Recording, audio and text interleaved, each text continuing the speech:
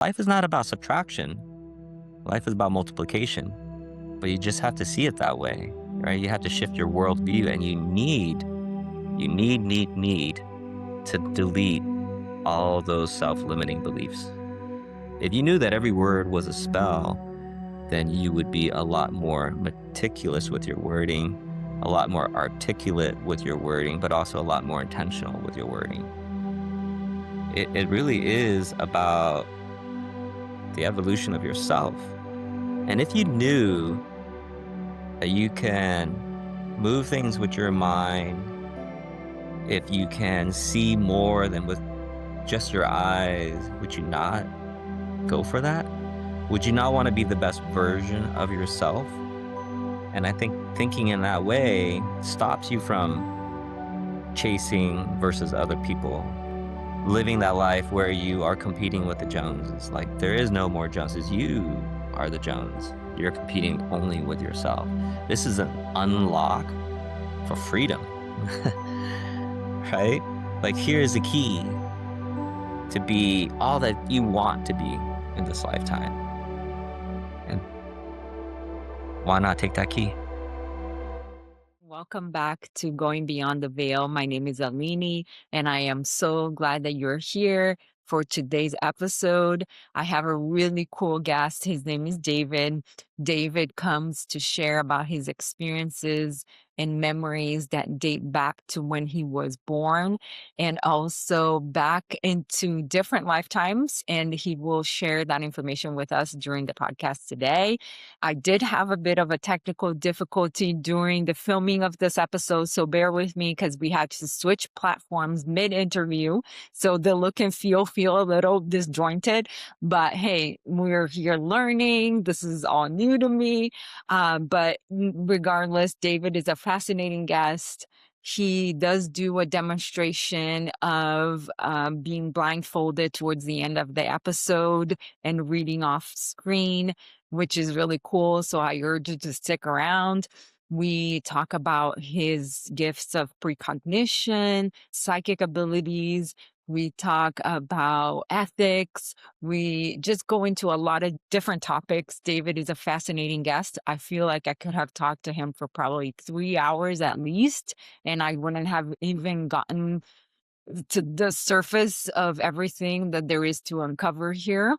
But I hope you guys enjoy it. Like, subscribe if you like, and please, anything here on YouTube land helps. And I really just appreciate you being here and watching this episode with us. Thank you so much for being here, David. I had such a good time speaking with you on our pre-interview. I sort of wish I had recorded our pre-interview. Felt like a 'Cause podcast in itself, right? yeah, exactly, because you brought up so many good points, and I'm like, "Oh my gosh, I wanna be recording this right now." But so I've just to say I've been so looking forward to speaking with you today. I have so many things I wanna pick your brain about, but just as an intro, for those that do not know who you are, who have not had the pleasure of meeting you as I have, can you give us just a little tad bit of an introduction about who you are and what you're doing? I know that's really difficult to answer, but I know you can do it. Absolutely. Well, first of all, thank you for having me. It's a pleasure and an honor to be on your podcast. So I'm David Tran. I'm just a normal guy. Currently, I am a managing director of a shared enablement services at a nonprofit.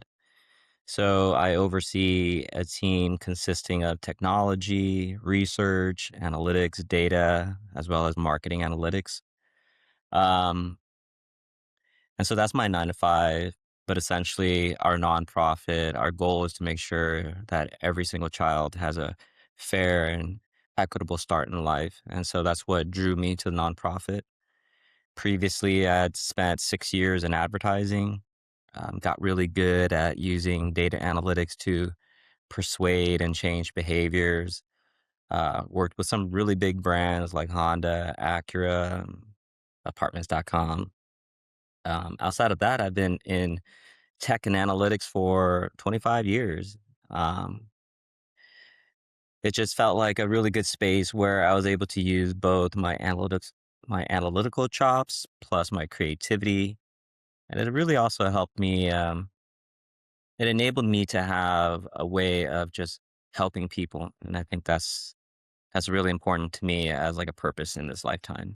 That's beautiful. And I guess your job does encapsulate all the versions of yourself, which is really cool. You get to use all those sides. I got introduced to you was through Pat.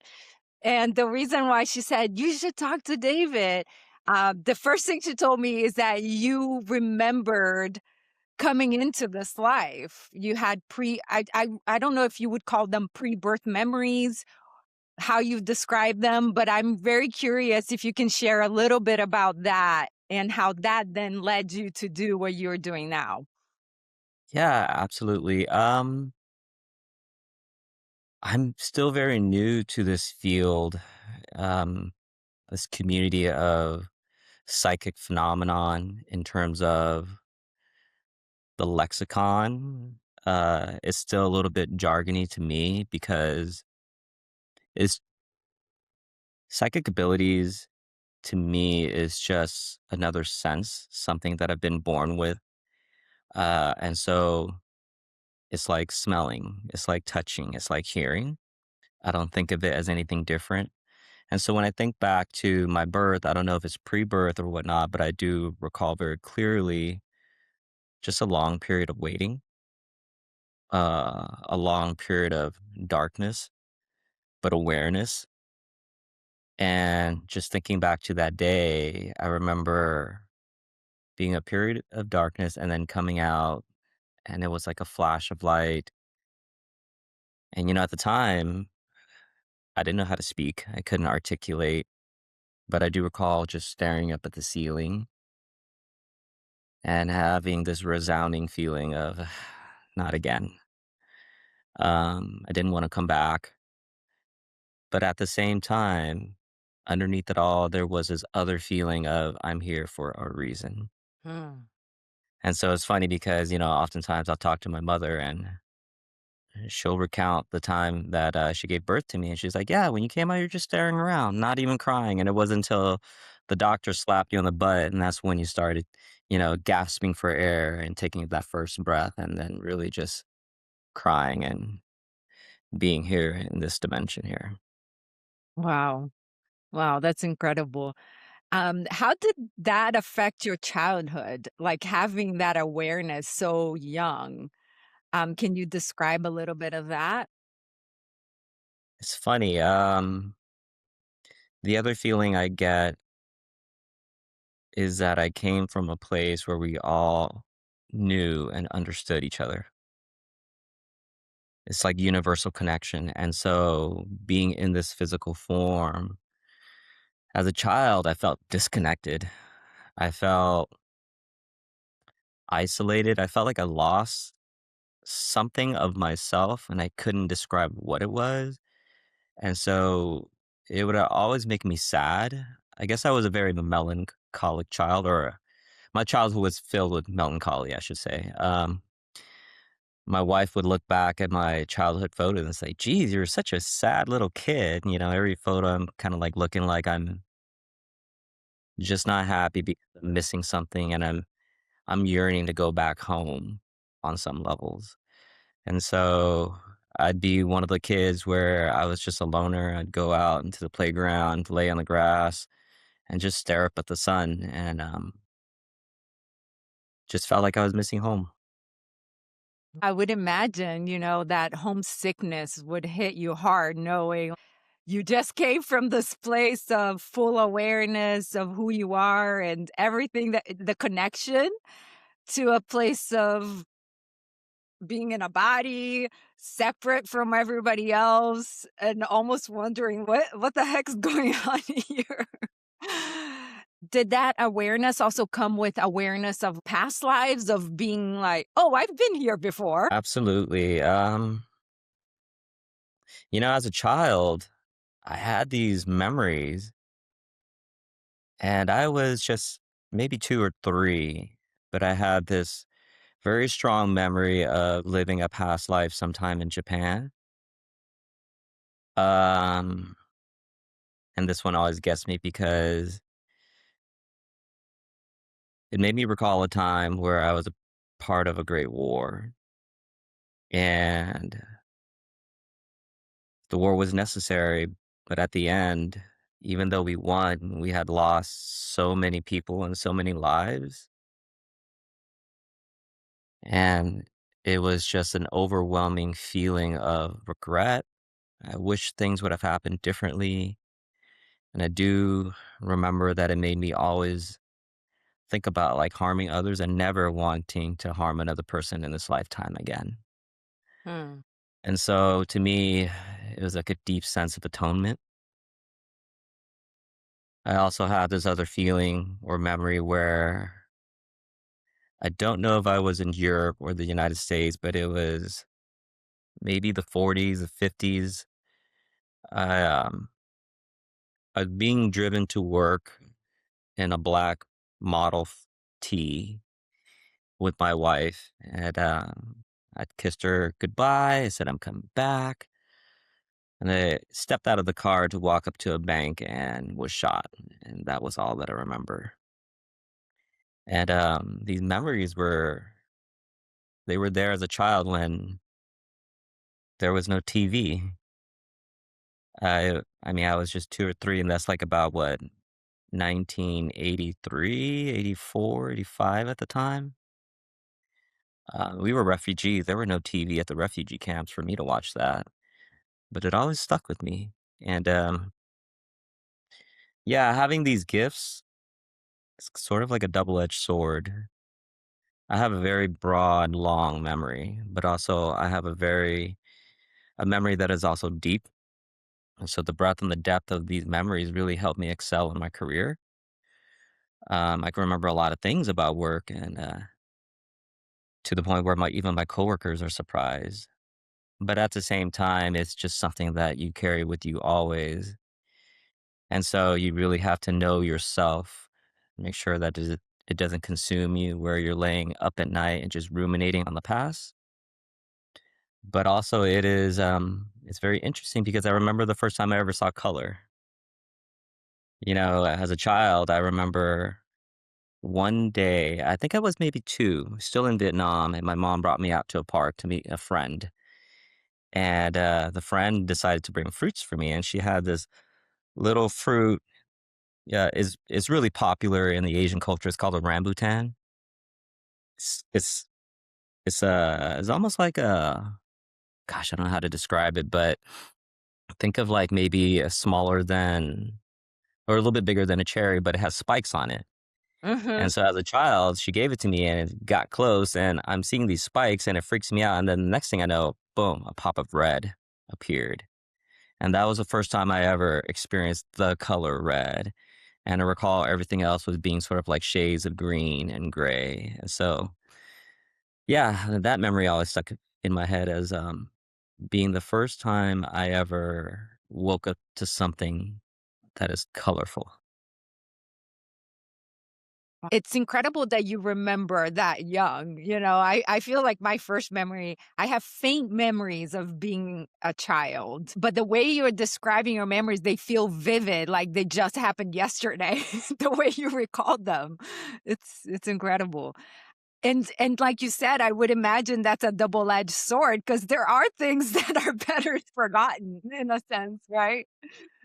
Absolutely. Yeah. And over the years, I've really fallen back on meditation and martial arts. I've never really gone to the point where I've gotten deep with any martial arts, but whatever thing that I learned, I tried my best to pluck the thing that was most useful to me. All that to say, like, I think today, thanks to the training in meditation and breath work, it really allowed me to just be at peace with myself and to stay grounded and focused on the present moment. And I think without that, it would have been very difficult because you could easily be just frazzled. Uh, you could easily be distracted, and you might be so bombarded by thoughts and memory, and you're always questioning, geez, is this my intellect or my gift? that I could see a lot of people just being paralyzed. Mm. Yeah, I can see that. A lot of people that have these kinds of memories also recall this feeling of being able to intuit what other people were feeling or thinking, right? Almost like a telepathic sort of understanding. Would you describe your ability to do that as well? And did it start as a child? Tell me a little bit about that. Yeah, absolutely. The ability to sense people's thoughts and feelings have been there since I was a child. Oftentimes meeting people and just sensing their energy, whether they were a good person or not. Um, the sense of knowing is a reading vibration, reading energy, and through that energy there, it gives you a knowing. So in the 80s, I've talked about this a lot, but the 80s was big because the Vietnamese folks who were fleeing Vietnam, we were called the boat people. And so my family were refugees, and we were staying in a refugee camp, Galang, and I think it's in Indonesia. But there would be times where your parents would put you to sleep, and they'd go out and do their own thing, and I would wake up not seeing my mom, not knowing where she was, but then just closing my eyes and having a sense of knowing where she was, and I would go and find her, and she'd be like, "Oh my god, how did you find me?" Fast forward, it kinda helped me a lot throughout life where, you just meet someone and you have the sense that you guys would connect, for example.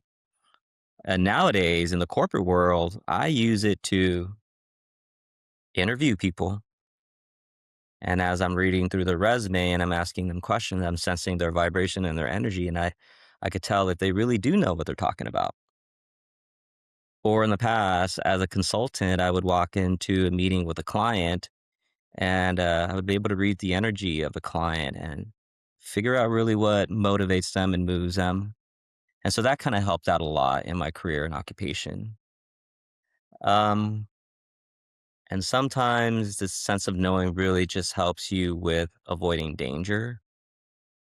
I remember maybe 2, 3 years ago, it was, Lunar New Year, which is kinda perfect because we are kind of headed towards the new Lunar New Year in a few days. But Mhm. a few years ago, you know, for Asians, when it's Lunar New Year, we party a lot. And so we go out, we celebrate, we visit family. But for whatever reason, that night, I felt like something was not right. Something ominous was about to happen. So I told my family, "Let's not go out tonight. Let's just stay home." And sure enough, that night there was a shooting spree in Monterey Park, California. And so those are just some of the examples how like this sense of knowing, the sense of feeling, it impacts my life and how I've been able to like traverse life with this gift. That's incredible. Yeah, because I think at some point you realize that it is actually a gift and not a curse. Although there are times probably where it's overwhelming, to walk into a room and be able to sense so much, the feelings can probably get you overwhelmed at times, I'm assuming. And then at some point you realize that, no, it's actually a gift. It helps you figure out how to speak with people, to know how to relate to them on their vibrational level so that it can actually make you a much better listener and also get to know people beyond the surface level, and it allows you to kind of go deeper because you're already sensing them anyways. So it's really cool. It's a tool, and as with any tool, you could use that tool to create, or you could use that tool in less than desirable ways. And so it's all about perspective. What is your intent in using this tool? And I think that should be like the thing that ultimately guides you.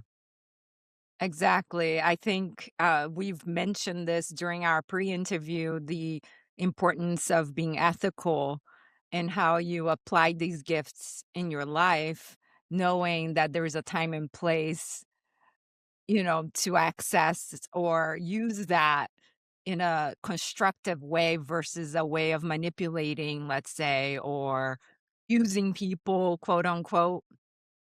I would love to hear you speak on that a little bit, if you don't mind. Absolutely. Ethics is so critical, and it's always like a watershed moment when you develop new technology that people just don't know what to do with it, but ultimately you know that it is going to give you a leg up on everybody else. And so the conversation is beginning to happen now because I think overall in the West, our society is at a place now we are acknowledging it more and is moving from a place of pseudoscience or myth Mhm. or hearsay to something that is being well studied, well documented, and slowly being adopted and accepted.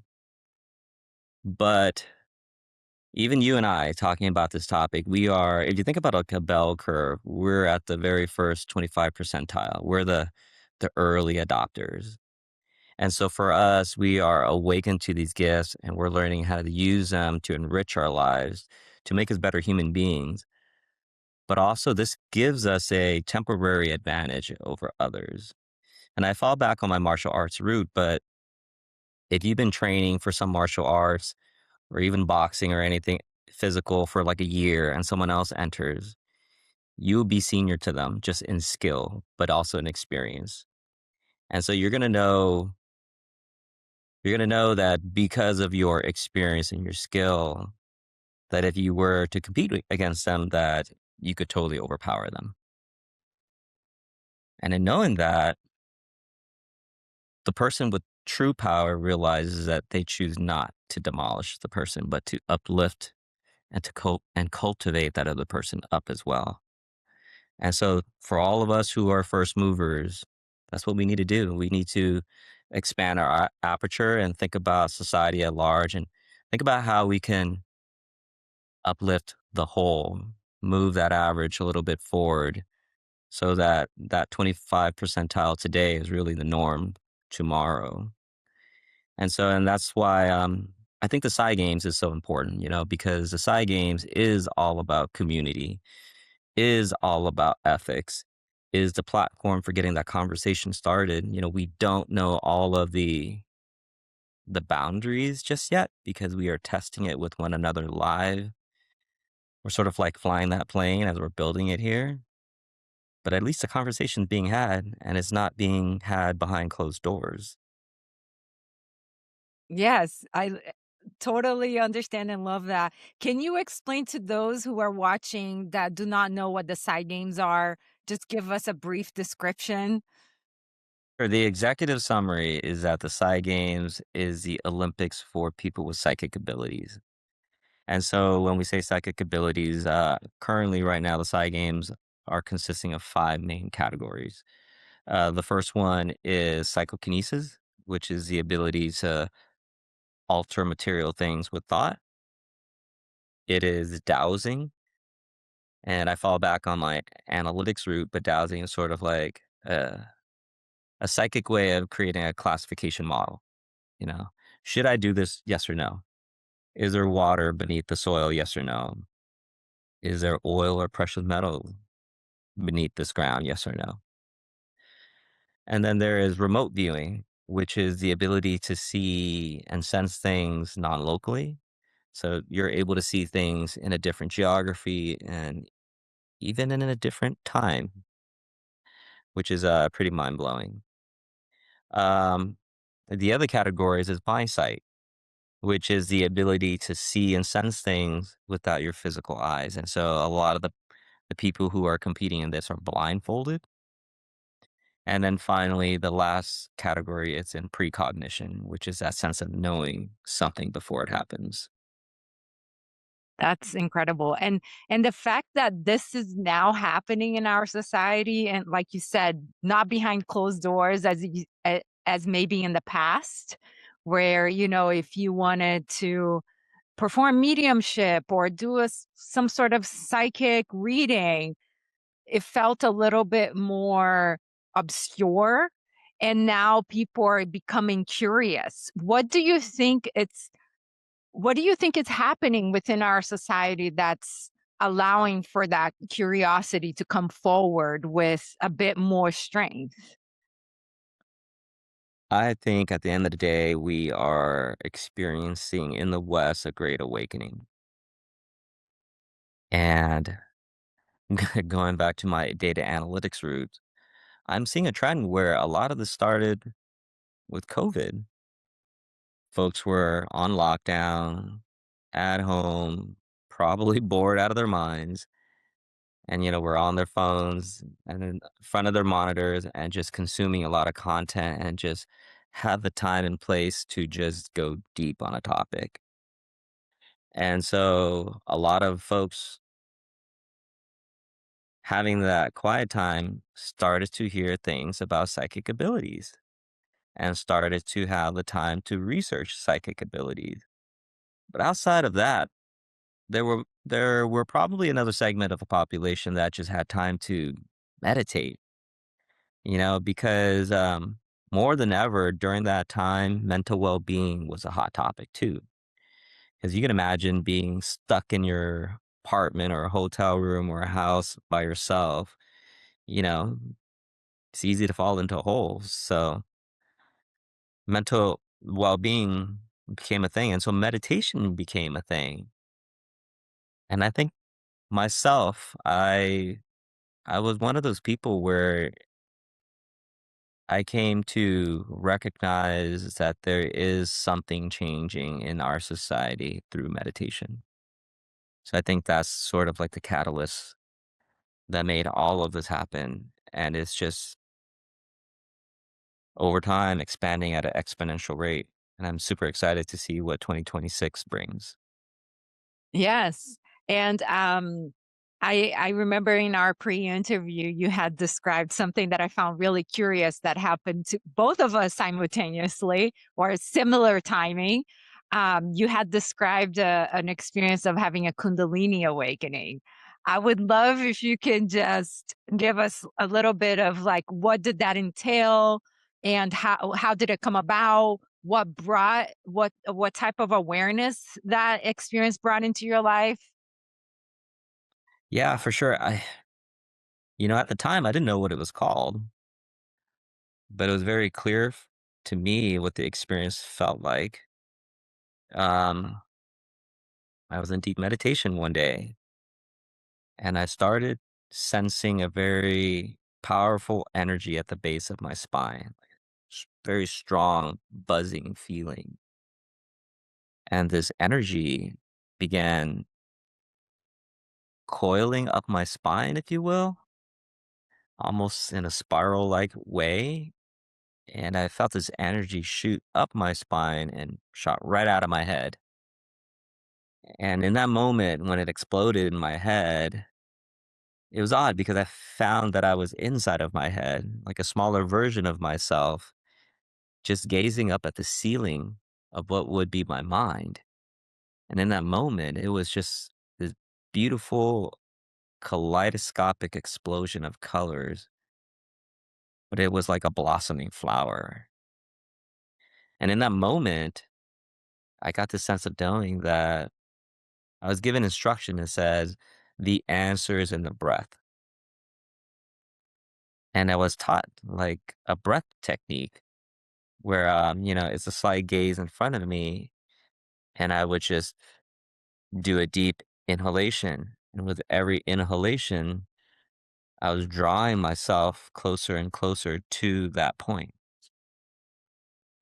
And I got to a point where I found myself floating outside of my body. And it was funny because also as I was beginning to leave my body, I could feel my body saying, "Don't leave." And I had to tell my body through thought, like, "Don't worry about it. I'm just gonna go explore. I'll be back."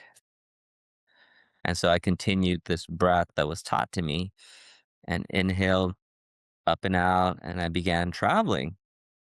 And it was pretty funny. As I was traveling, I came across a male entity, and the male entity sent me a message of like, "What are you doing here?" And, me being me, I questioned him back. I'm like, "What are you doing here?" And so I got the reply of like, "My people have been meditating for thousands of years. We live in this space." And I was like, "Oh, my apologies." But I kept on breathing. And I kept on breathing, and I kept on breathing. And it got to a point where I met a female entity, a force, like a motherly, loving force, and I felt myself being scanned from head to toe. And I got this knowing of like, "Oh, you're worthy." And as soon as I heard that, I felt the sense of like a door opening behind her and a long hallway opening up. And I took my breath again and I came into this hallway and there was other spirits in this hallway, sort of like a tribunal of sorts. And in this hallway, in this room, she gave me the message. Said, "You must come out of hiding. Um, you must find other people like yourself, but you must train and complete your ma'at." And at the time, I had no clue what that word ma'at was. I wasn't even sure of it. Am I hearing this right? Um, and with that, she said, just have trust and faith. And that was the end of that journey. And so, me being in tech, I interpret that as allow the algorithm to show me the way. And so, one thing led to another, one podcast led to another, like a podcast like this. And we got to a podcast where Hakeem Isler was being interviewed, and he gave the calling out, and he said, "If you are a psychic, come on out and compete in the first ever psychic Olympics." And so I thought to myself, "Ooh, is this what I was meant to do?" And I said, "Well, I have nothing to lose. I will go ahead and apply. And if we make it, we make it." And so are a battery of exams, because you now know there are 5 categories. And me, I've known since childhood that I have precognition, so I only wanted to compete in precognition. But apparently, I scored high enough in the other categories where they emailed me back and say, "Hey, would you like to participate in 2 other categories?" And I thought to myself, "Well, I know nothing about remote viewing nor PK, but again, if this is what I'm meant to do, and if I win first place in any category, then yes, I'm on the right path, and I'm going to dedicate my entire life to this journey." And that's why I went in cold to the Psy Games 2025. And you can go back and watch the highlight reel, but I didn't know what I was doing. I was completely a novice and cold to it all because I refused to know anything about it. Obviously, my wife and I, we had researched what remote viewing and saw what were some of the protocols. But when I got there, it was nothing like what we saw online at all. I ended up first place with precognition and third place in PK and Wow. had my answer. That's crazy. I'm like, how do you go from not even knowing what the categories are to like winning first place? And then third place is something that had you done PK before, or what was your experience with it before this? I have not purposefully trained in PK. I will say that as a child, back in the day, they had like television that were large tubes, and radio was a thing where you had to dial it with an antenna, and every time I would walk by a TV or radio, it was just buzz, and sometimes I would break stuff, and I would always get in trouble with my parents because I thought that I messed with it some way, but I just walked by it and maybe I just touched it. So I've never really done PK in terms of like trying to get something to move with my mind. And so when I went to compete, me being a novice and completely uneducated in this field, and you could watch the playback, I kept my hands as still as possible because I was dowsing, I was saying to myself, is this the right path or not? And if it is, I'm going to be completely still. And at the time, I was exerting my force on it. I was exerting my will on it. Something I knew I had my natural abilities, and I was trying to translate that to making it move. And so, but to answer your question, no, I mean, I didn't have any type of formal training in it, nor that I knew that I could move it. But during the games, it started moving. And it was such a surreal moment. It was such an ontological shock for me because I didn't think it would move. And yet it did. Even though I exerted a lot of force, it did move. And so, gosh, it was so hard for your to be competing. Your intellectual mind is saying, "Oh my God, what is going on? Is actually moving." And of course, your spiritual mind is like, "Of course, it's moving." This is part and parcel of who you are, and just enjoy the moment. And so, yeah, that competition was so exciting for me personally because I actually made the thing move with my mind. That's crazy. I should have asked you for people who do not know what PK is to describe it, but you did such a beautiful job. So it's basically moving an object with your mind, correct? Absolutely, yeah, influencing and affecting material objects with thought. That's incredible. And you said that in the beginning you were forcing it and now you have a different approach. Can you please describe the difference between the two? Because I'm fascinated by it. Yeah. Yeah, today I have much better control over it to the point where I can make. It's called an Eggly wheel. You could Google it, but it's essentially it's a thin piece of metal that's balanced very well on a pin. And so it's very sensitive to air, to energy. You want to do it, you want to practice it when the AC is not on, right? Because you don't want to have any other reason for moving it other than your abilities. But so when I competed again, I was using force. I was like, move, move, move. And sure, it would wiggle, it spun, but I wasn't as consistent. And now today is basically on command. And I've discovered that is because the technique is different. I understand that it's not making a thing do anything at all, but it's working with it and allowing the universe to flow through you and work through you. So I guess the best analogy for me is getting to know the thing. It's almost like if someone came to your house and they're like, "Hey, Alina," and you're like, "Hey, welcome in. Have a seat. Let me get you a drink." Are you thirsty? That type of getting to know the object, seeing how it reacts to you, and now having those data points to inform you, like, when I am in this thought pattern, it moves in this direction. And when I have modified my thought pattern in some other way and have a different feeling about it, it moves in another direction. But at the end of the day, it is first having the intent to move it and then connecting it with your heart, feeling the energy of it and believing in it, and then allowing that to express itself for you in real time. Wow. The way you're describing it, it almost seems like you're in some sort of trance-like state or feeling of very peaceful meditation because you're not fighting. I would say, like, if I were to try to move an object right now, I would like you in the beginning, like, "Move," versus how do I collaborate with it? How do I cooperate with the intention of what I wanted to do? Um, yeah, so it's like instead of applying my will to the thing, it's like, how do we connect on a deep level and work together? It's beautiful. Absolutely. Yeah, I and love but that. this is just the David way, right? There are other folks who are very good at exerting force and will on it, and it works for them. I think for those who now know what PK is and are interested, I think the key is stay open-minded.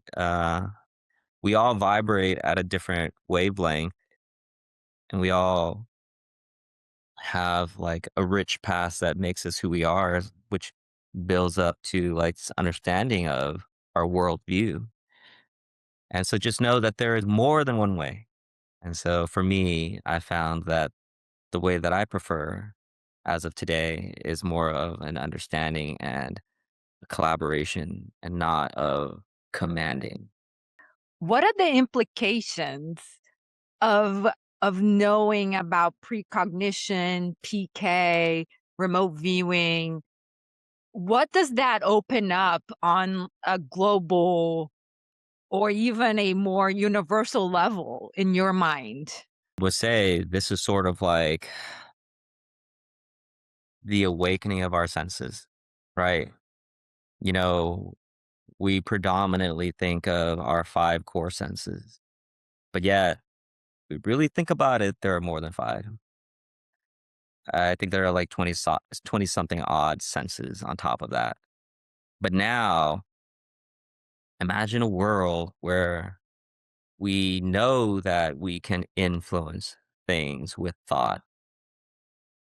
Would that not lead us to be a species where we would be more careful about our thoughts? You know, science teaches us that, like, hey, the way that we speak to ourselves, that small talk, influences our subconscious.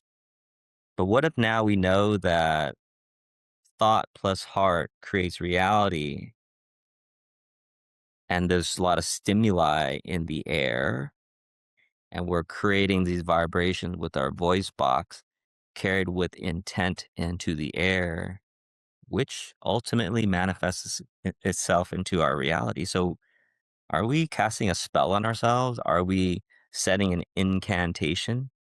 So now, if we're thinking about that as, not as an afterthought, right? A lot of people treat this stuff as like, it's hocus pocus until it happens. And they're like, oh, shoot, that changes your worldview.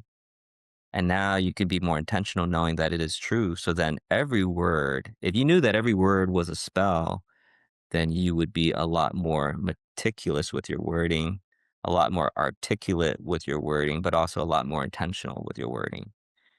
Because the more negative you are, the more negative a worldview you will create. Why not flip the switch and be a positive person and create a better place for all of us? Yeah, that's huge. Especially nowadays with, people being aware of, let's say, law of attraction and your thoughts create your reality, all those things.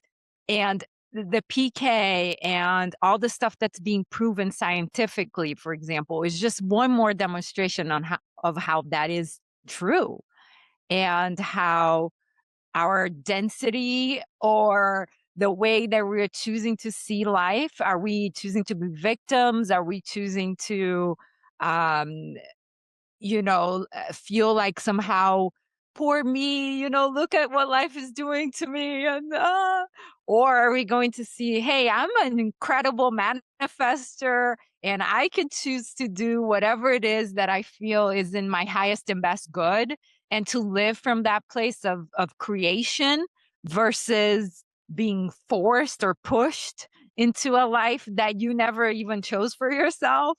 So to me, when you speak of these things, it really makes us actually feel really empowered. Like we spend our whole lives a lot of times feeling very out of control, feeling like we really don't have a choice. And all these things and opening up your awareness and consciousness just makes you realize how actually powerful you are. So to me, it's really amazing. You hit it right on the head. That right there is the unlock for this next level of humanity. The idea that we're shifting this paradigm from scarcity to abundance.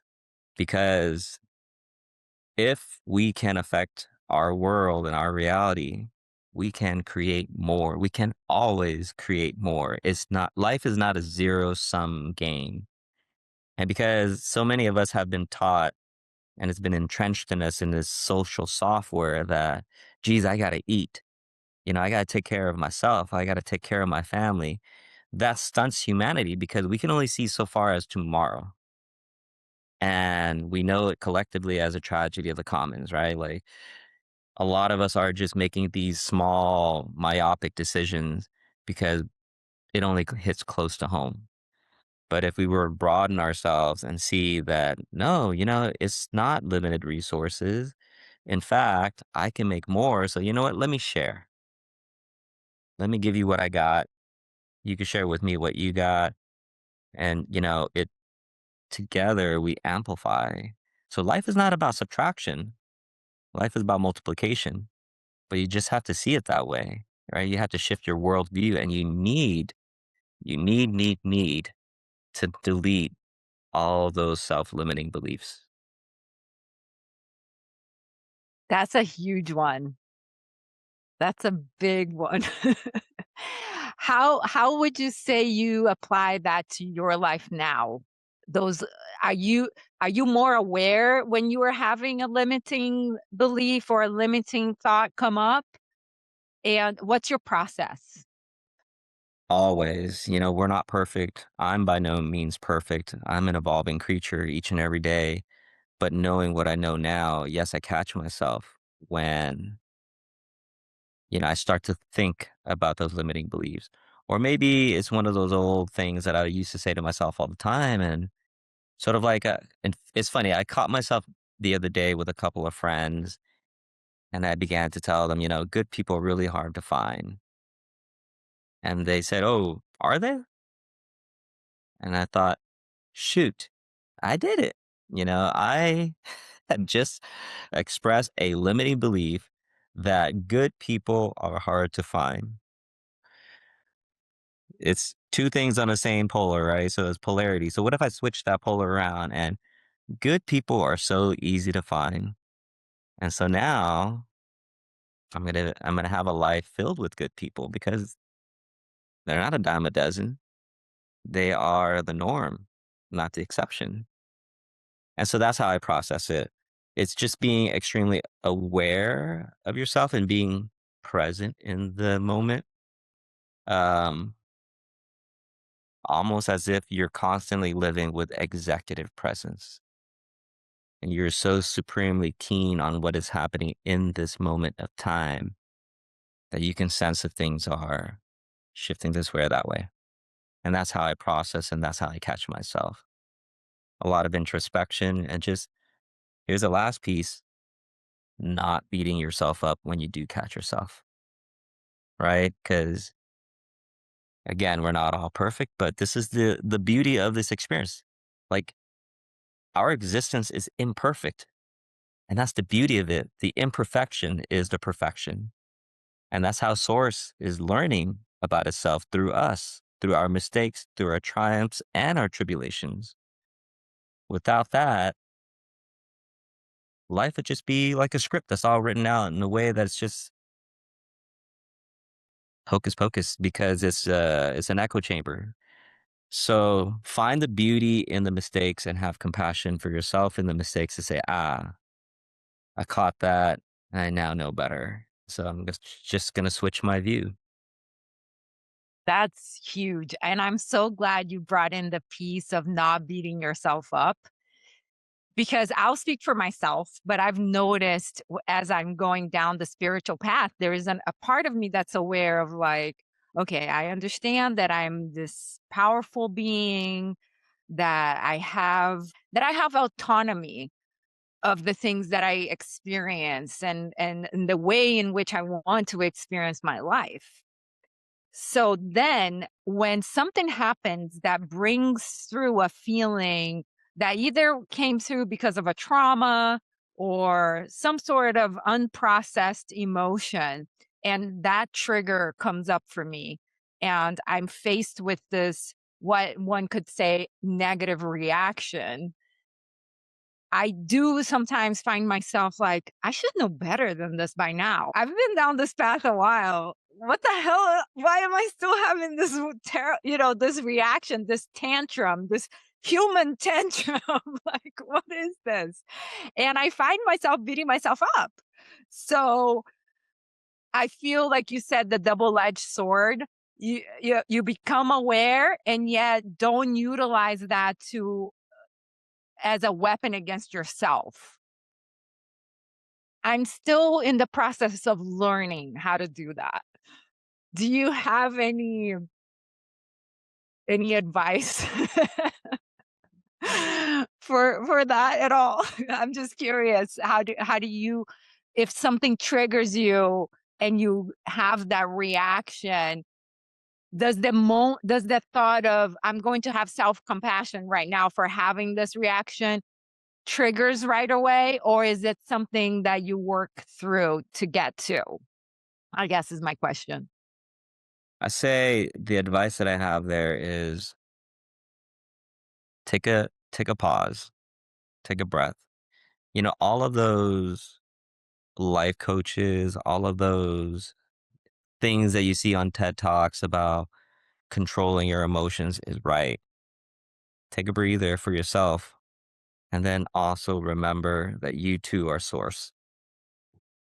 When you realize that you too are source, you think about it this way, like when we think about love, we tend to think like giving love, like an outward expression. And we always forget that love can also be inverted and pointed inside, you know? So if we're so willing to give it out of reciprocity, we should be so willing to give it within ourselves. And there should be that balance. And for me personally, I always seek to strive for balance because that's where inequity happens. You give, give, give, give. You totally forget to check home base, and then now you're depleted. And so you either withdraw and take time to recalibrate, regroup, regain your strength, or your community comes and gives you a hug. And so I think that's what it is, just remembering like who you are, your divinity. And yes, I love that you said it's also about your agency because that's the part of the free will, right? Like you get to decide how you react to a thing. Exactly. And whether or not you're going to allow that thing to close your heart or to expand your heart. To love myself despite of these apparent imperfections, or to love myself for having a human moment, for dwelling sometimes in the shadow, for dwelling sometimes in the darkness of things, but then to know I have the agency to come back to the light if I so choose.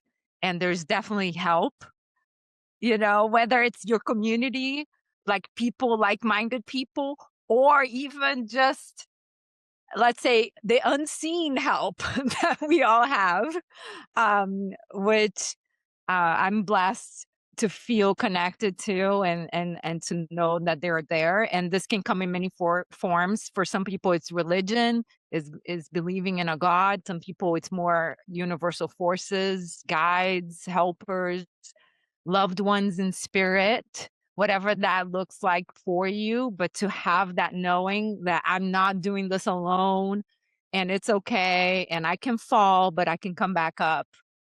It feels why, like you said, the reason why we are here. And that was going to be my next question to you. Why are we here? Why are we here? We are source and we're here to have an experience to know ourselves better. That's really all there is to it.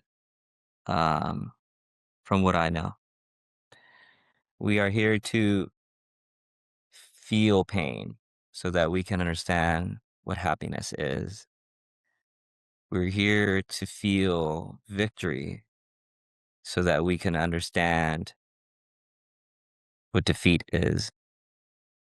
And all of these spectrums of feeling, they make us who we are, and they make Source more rich and knowledgeable about itself. And it goes back to what I mentioned earlier, but if we knew everything about everything, it's really not much to learn. And it kind of goes back to your prior question too. I would say the other tip is when you are having a bad day and when you are falling on yourself and stumbling over yourself because you are in your own way, a method of getting out of that trap is to elevate yourself to a higher vantage point. Technology, we call it like create an abstraction layer. Here, you create an abstraction layer for yourself. You say to yourself, it might be something as simple as this, but gosh, isn't it interesting that I'm letting this thing bug me? You're kind of seeing yourself as from another dimension now. And you continually do this because you're going to find that in life, learning is not a straight line. I've said this elsewhere, but in the West, we're taught you're born, you go to school, you graduate high school, you graduate college, you go get a job, you find the love of your life, and then you die. And maybe in between, you do some fun stuff. But it's not just point A to B. It goes A to B, and you'll find that when you get to B, you're right back at A, but you're slightly elevated in understanding. And then you go through that again, and then you're slightly elevated. And really, learning and life is just one giant spiral. You come back and you're like, oh, I've been through this before. And the last time I got out of it in this manner, and this time is slightly different, I can get out of it in this type of manner. And so your understanding is compounded by your experience. And it's like you're on this stairway to ascension, and it's just spiraling up and up and up.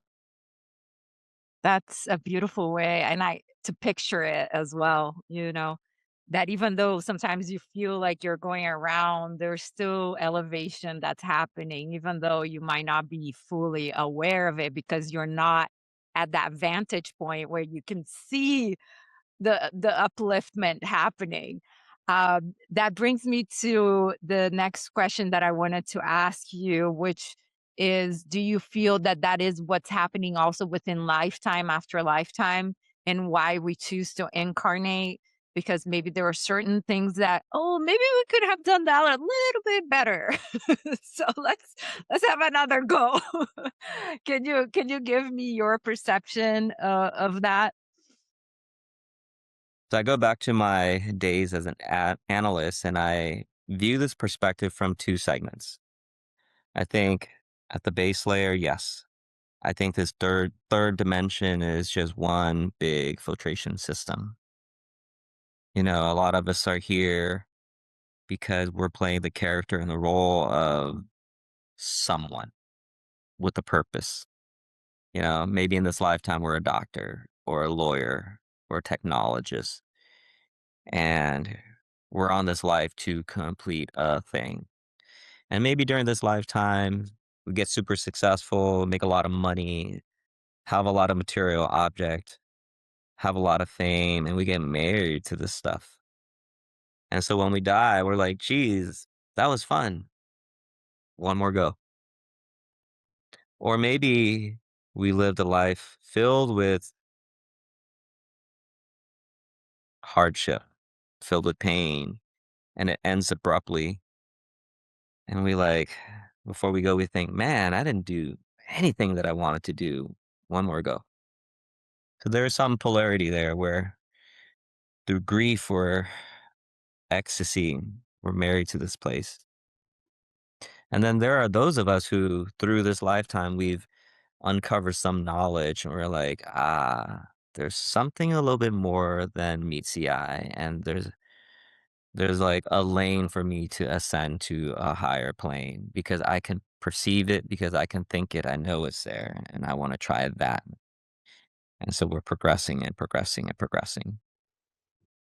But also, if we recall, we're all from source, and source has all the information, right? So I think in our lifetime, if we're a good person when we die, all the people we've touched, all the people that we've made happy, when we go back, we're going to share those memories, and they are going to share that back with us. And we find ourselves in heaven because all those good days that we gave, we were a part of that. And conversely, if we were not such a great person, we hurt so many people, and we kind of lied and cheated our way through our life. And when we get back, we're going to feel all that pain on all that suffering that we have given to other people. So that becomes our hell. But then at the end of the day, because Source knows everything, we can be every variation and any multiplicity of who we are because anything is possible because Source got all that knowledge. Yeah. Wow, that's really a cool perspective and resonates deeply with me as well in the sense of doing good and impacting people's lives in a positive way, not only because it feels good in the moment when you're doing it, it resonates with a deeper part of your soul, but knowing that that has also an effect on that person's lives, and then those people will have an impact on other people's lives is sort of like a little drop in the water. And how do you want to impact the world? And even in this microscopic way that we think, oh, I'm just having a conversation with one person, it's not like a global thing. But to know that that has an impact, a huge impact itself. Do you feel like you understand why you're here in this particular lifetime? Are you working on something?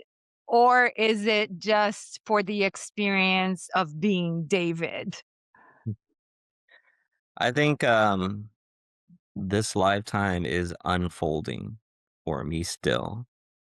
But as of today, I think what I am seeing is that I have a part to play in this.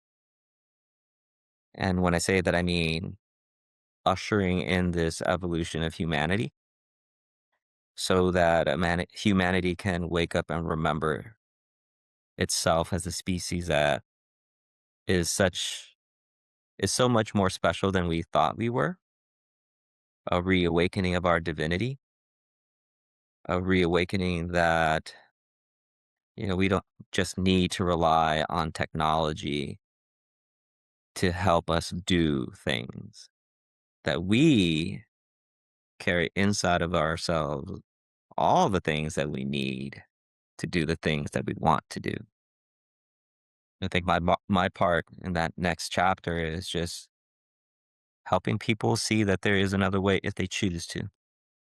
And if they would like to take that path, then I'm there for them to walk with them. It's also interesting that you are in technology, that your current career is in technology. Would you say that AI is going to enhance our awareness of who we are, or is it a distraction from us figuring that out? I'm curious. I've been thinking about this a lot because who hasn't?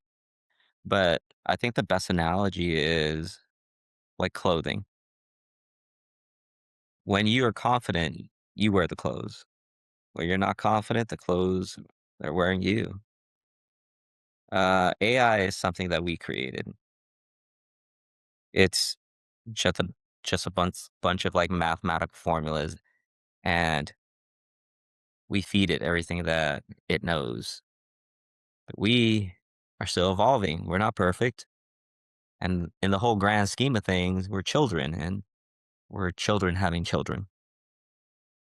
And so, where I think it could go awry is if we give up our agency and our divinity so that AI makes decisions for us based on imperfection. It's illogical because it's ultimately going to make the wrong decisions for us. And if we don't wake up to that, we don't have any other way out. So I think that's how it is with AI. We should be confidence. Our confidence should be enough so that we know that we're truly something special and that we are the captains of our ship. And when we take that position, then AI is just another tool. Kind of going back to what we said earlier, we can either create something beautiful with it or we can maim with it. But we got to be mature here first. So agree with that. I I know that you're a very intuitive person. just from having this conversation, from the conversations before, you talked about precognition. What do you think is the importance of people getting to know themselves intuitively, their intuition, their all those abilities? How important it is for people to become aware of those gifts? It's as important as finding out that you have keys to drive a car or keys to open a door. It really is about the evolution of yourself. And if you knew that you can move things with your mind, if you can see more than with just your eyes, would you not go for that? Would you not want to be the best version of yourself? And I think thinking in that way stops you from chasing versus other people, like living that life where you are competing with the Joneses. Like there is no more Joneses. You are the Jones. You're competing only with yourself. This is an unlock for freedom, right? Like here's the key to be all that you want to be in this lifetime. And why not take that key? I look that resonates so deeply within me because I've always had this incredible drive to evolve myself beyond just, making sure my family has enough to eat and survival stuff, that we all have to deal with because of our physicality. Inside of myself, there's always been this drive of I want to make sure I'm evolving my soul. I don't know where that comes from. I don't know, but all I can tell you is that it's very strong and it's what led me to want to meditate daily. It led me to wanting to find out more about psychic gifts. It led me to understand that our when our physical body dies, our consciousness still thrives because within me there was always something saying just because that person's body is laying in 6 feet under, I know they have to still be here somehow with us.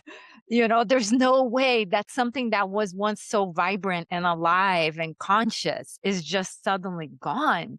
It didn't make sense in my brain, especially understanding science. Like energy never dies, right? It just transforms. So where is that person that once was walking and talking and living life?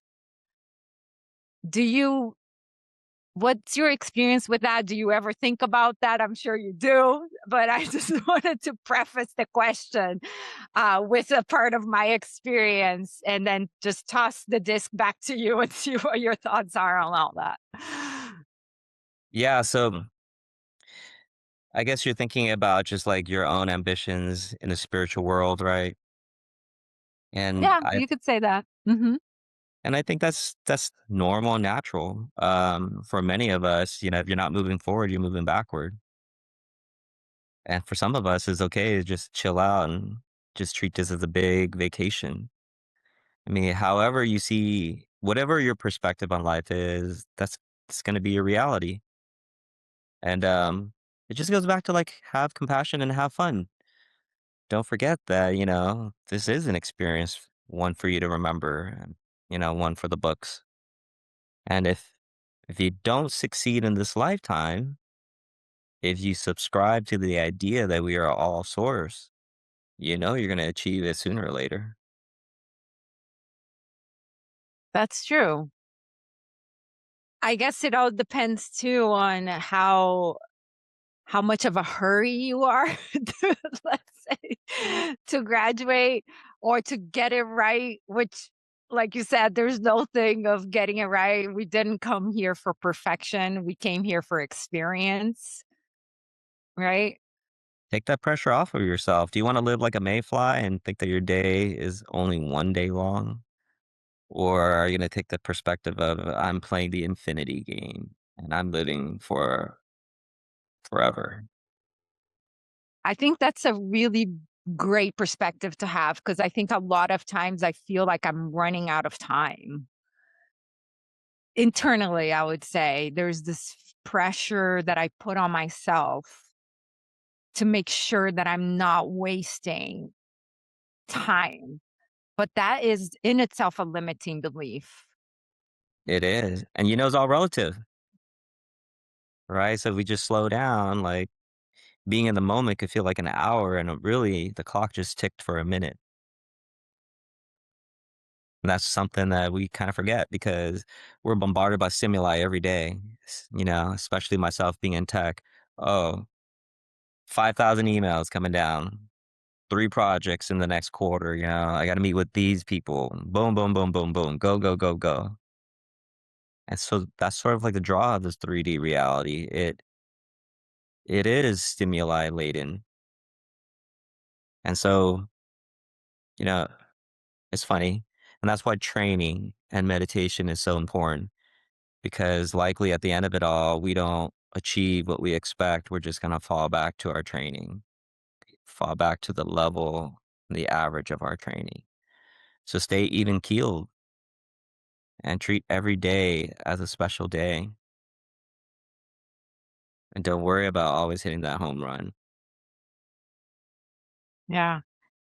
I feel like it goes back to that presence, the presence. How present are you in your life? Sometimes I look at pictures, I have 4 kids and I started pretty young. My oldest is now 24. I was younger than her when I had her. And I look at pictures of myself carrying this baby and I'm like, "Oh my god, I was a baby."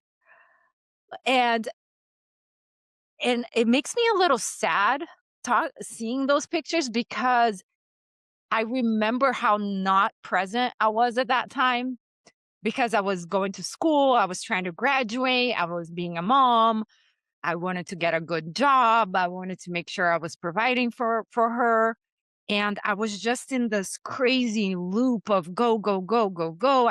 Get up, breastfeed, go to school, do my tasks, come back, do this, do that, internship, this.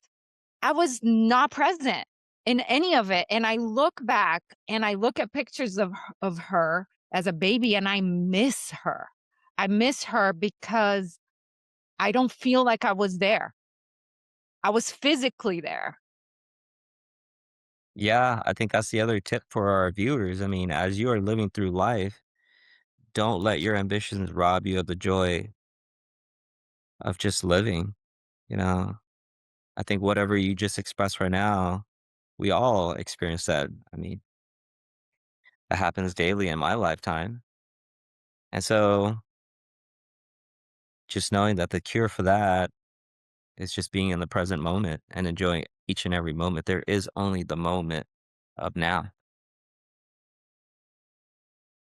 Yes. And it's so simple.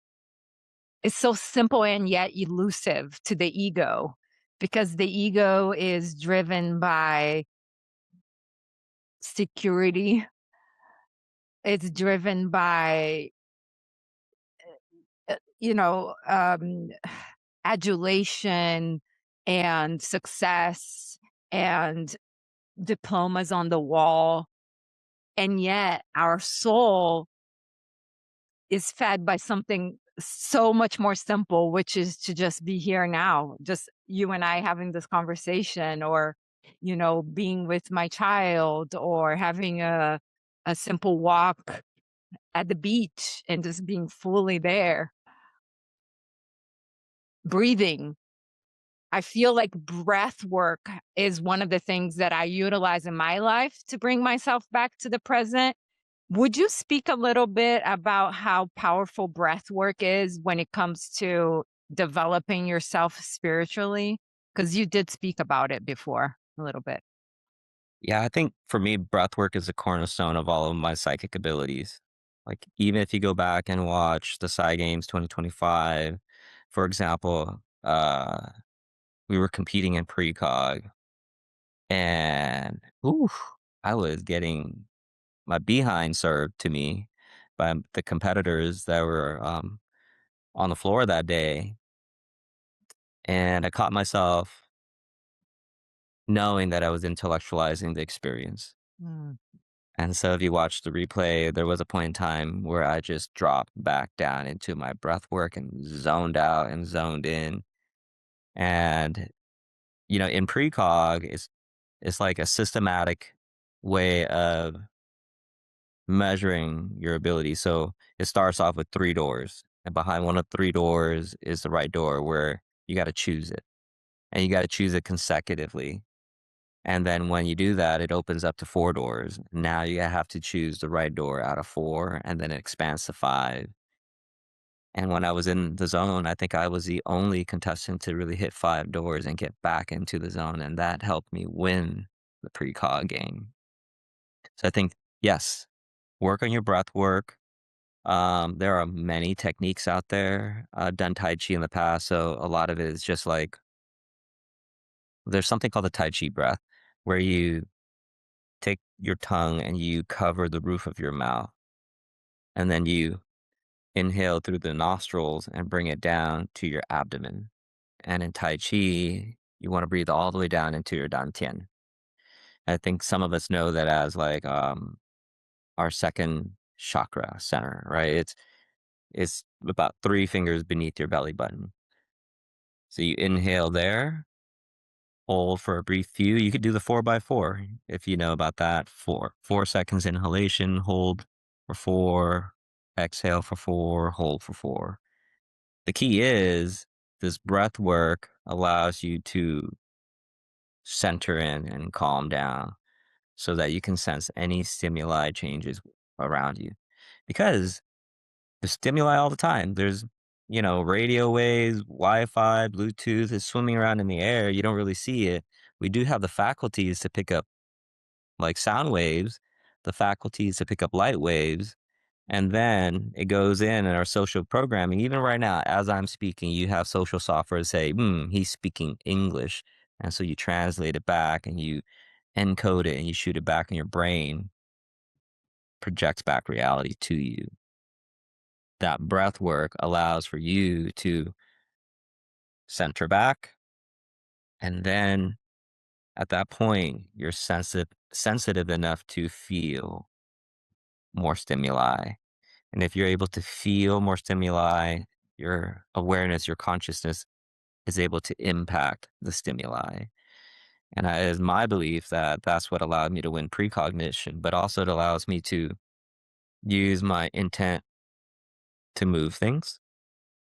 And then later on, blindfolded, it allows me to sense stimuli even when my physical eyes are blacked out. That I think when you lose a sense, your other senses kick up to um to make up for what you've lost temporarily. And that's what I found that breath, it doesn't matter what modality you're training in. The root of it all, the core of it all is this sense of being present and knowing, and breath work is a technique to get you there. That's incredible. And it does make sense because you can apply it to whatever modality, as you mentioned. If you're doing psychic work or if you're doing healing, my question to you is, because the way you put your hands out like that made me think of our ability to heal ourselves and each other just by the power of intention. Can you speak about that? Do you have any thoughts on that? For sure. I think at the most basic level, yes, we can definitely affect how people feel around us. Imagine if you're walking down a street and a stranger goes, Alini, ooh, I like your shoes. They look nice. You feel good, right? And that positivity is flowing through you, and you got a dopamine rush and you're on a high. And then conversely, if you just meet a stranger and they start yelling at you, and then now you feel differently and you're kind of like walking bags of hormones, right? Chemical reaction going on. And through those words, they've affected you. In the medical realm, someone tells you that this pill is going to save your life. it kicks in and you have a placebo effect.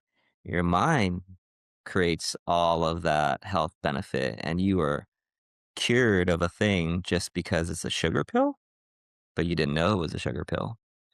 Even in data and analytics, when we run an A/B test, there's something weird where you would think that it'd be a split 50-50 and it'd be even, but no, sometimes there is this natural thing where one thing will win out over the other thing. And you just have to bake that into your analysis or increase your sample size so that, you don't get a false read. But knowing about that, yes, that is kind of an unlock. And if you are able to train yourself and be extremely in the moment by whatever technique, let's just say breath work. So now you know that through your intention, you can send healing energy to a person. And maybe that's how prayer works. Wow. Wow. I mean, I hope that that sparks something in people's minds because you always idolize this idea of other people being healers, other people being special, which when in reality, we are all the same. And if this person, Jessica, has the ability of Reiki or sending healing and impacting someone in a beautiful way, why can't I garnish that same ability within myself if we're made out of the same exact material? And it goes back to your question earlier, about like why develop these powers? You develop it so that you can have agency over your life. When you have this, you no longer need to outsource any of this stuff, you know? Why say I have to rely on this person to help me? Why do I need to get a life coach to help me get my career on track? Why do I need to go to see, for example, like Reiki healer to heal me? What if I could just do it for myself? How does that change my life? And if imagine like an entire world where we're all online, so to speak. Like all of this stuff is now available to us, and we know that we can do it, and we do it just as naturally as being able to smell. We would create a wonderful life together, wouldn't we? Oh my gosh, yes, you're speaking my language because it is just vibration. You're picking up on a kind of vibration, just like, our smell or our hearing. And it's just and the belief, I feel that's a huge one. The belief that you can do it a lot of times is that one thing that unlocks the whole thing. Would you say that's a big part of it too? Yeah, it unlocks, but also it sheds light. Why are we so fearful? Because we don't know what's going to happen next. Like the dread of not knowing is the biggest fear. And that's what makes us lie to each other, cheat one another because we don't know if they'll do it to us. And on a grander scale, this is why nations go to war because we fear that they're going to do something that we don't know about. Mm. And we fear that we will fall prey to their desires. And so if we're able to expand our aperture, that puts us on an even playing field with everybody. And so what fear would we have? We would be living in a new world where we all understand more and can do better because when you know better, you do better. That is so true. I want to speak a little bit about suffering because I think that's a huge part of a lot of people's pathway to awakening. Um, some people wake up because they lose everything. They lose all their material possessions, or they're faced with a health crisis, or they lose someone that was everything to them, and then that loss led them to investigate, or the losing of their identity, let's say in the business world. made them question their identity, because it's like I always related to myself as this successful businessman, and now my career is over. Who am I? How would you say that suffering can be a catalyst to spiritual growth? The suffering is needed on some levels. If we think about if you think about us from the lens of just source understanding itself, the suffering is just part of existing. And I think so many of us are so fear averse, pain averse. We run away from it instead of like embracing it as something that makes us stronger for it. Um, Maybe not the best analogy, but working out can be painful. Working out can be difficult. But at the end of the day, you are stronger because you are spending all that time in the gym or in the dojo. Uh, it's a cultivation of yourself through the suffering, but also it allows you when you look back, you're like, geez, in the moment I was suffering a whole lot, but now I understand, and then you're ready for more. It's sort of like the graduation of yourself to the next level. Sort of just like this third world dimension, or this third dimension, I should say, is like a filtration system. You're going to meet challenges. How you overcome them and rise above them allows you to be ready for the next level. So don't run from it, embrace it. You know, um, I learned recently being at Census Sedona this term called dark night of the soul, right? Where you're at a place in time where you lose everything. And you think about it when you are holding on so tight to this identity, you lose everything, you're empty handed. You kind of now have two hands to catch the next thing coming your way. And it kind of goes back to my message about learning in a straight line. And in fact, as we are progressing and learning and learning and learning, for me as a psychic, a lot of these abilities, I'm actually finding that it's a lifetime of remembering my abilities. So on some levels, as I'm learning, learning, learning, I'm actually deleting, deleting, deleting, and forgetting all of the social software that told me who to be and who I should be, only to find my true self. So yes, pain and suffering, joy and triumph, they're all there. It doesn't have to define you. As a person with full agency, you get to choose what makes you you. I love that. I just recently listened to a quote. I love Eckhart Tolle. I read his book New Earth a long time ago. I think I was still in my like early 20s. It was his first book, The Power of Now. That was my first introduction to Eckhart Tolle.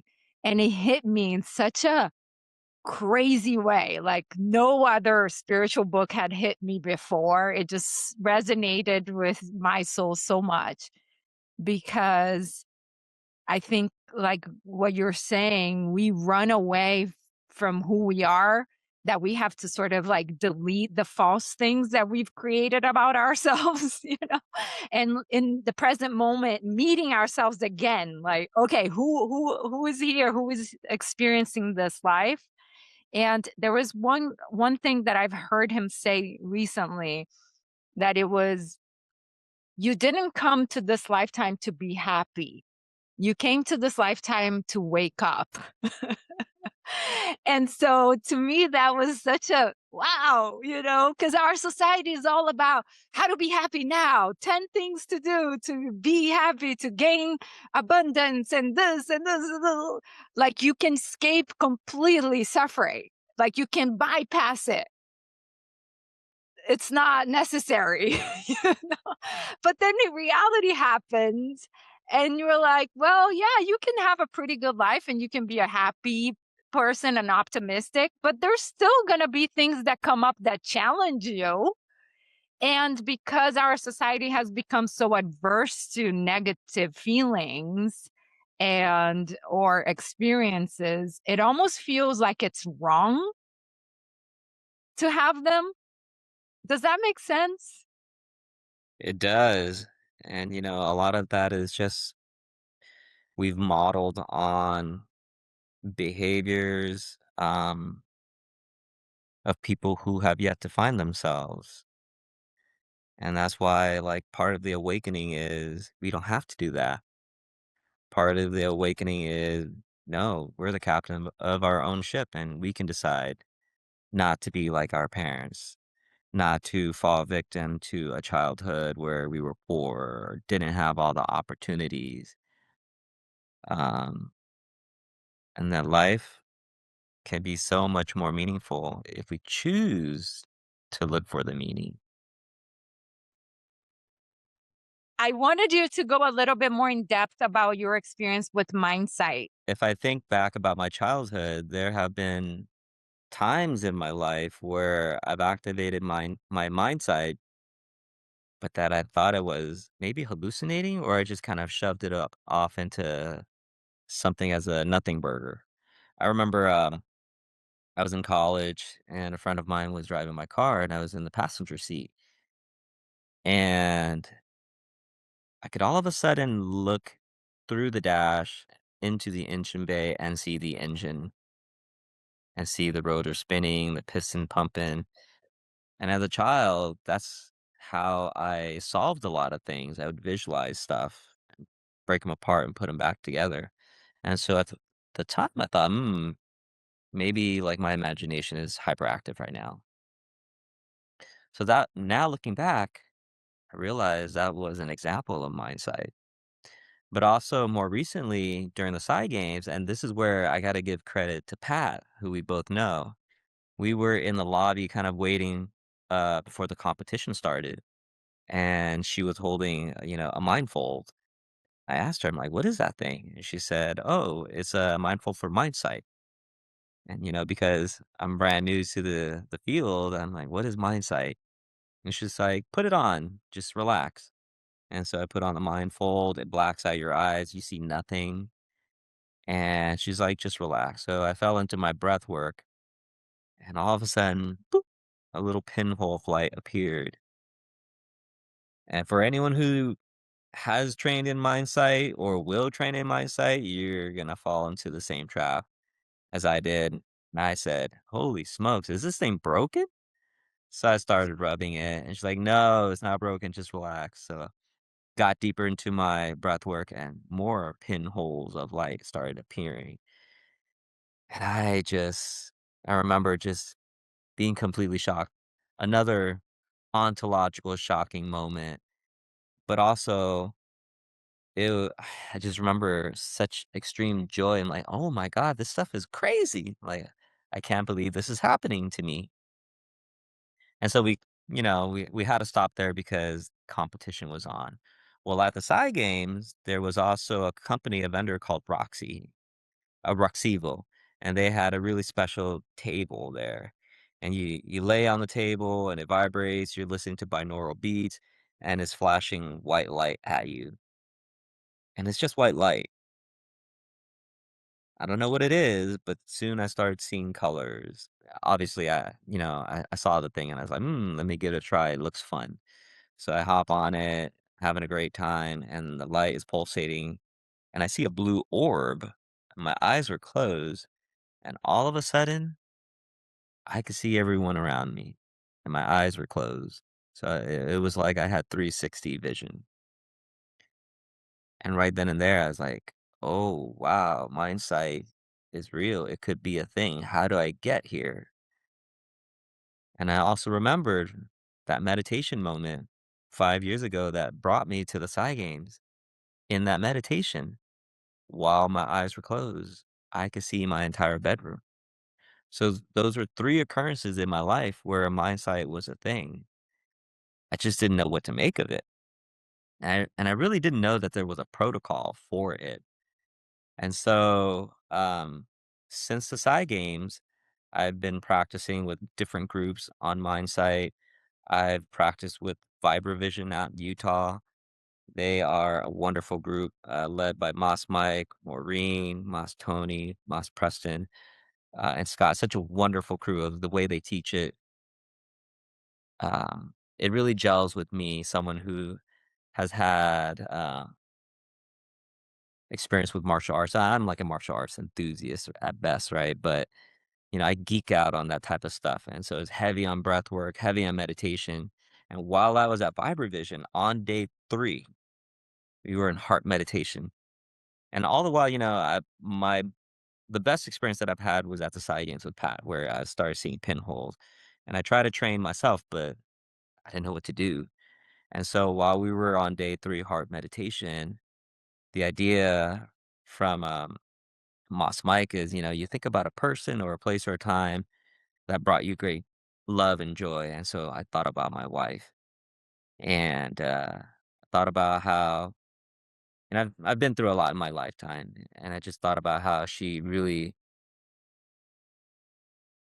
gave me hope for humanity again and brought love back into my life, and so grateful for her.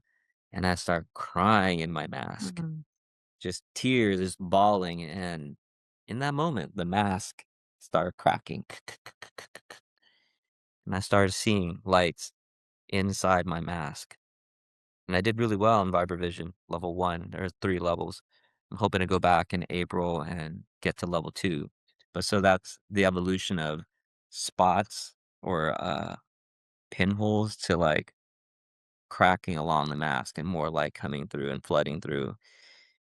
And through Vibravision, I started being able to see my body because we all give off light. We're electrical powerhouses, batteries, walking batteries. Our mitochondria are like generating electricity for us through ATP and whatever the medical stuff is.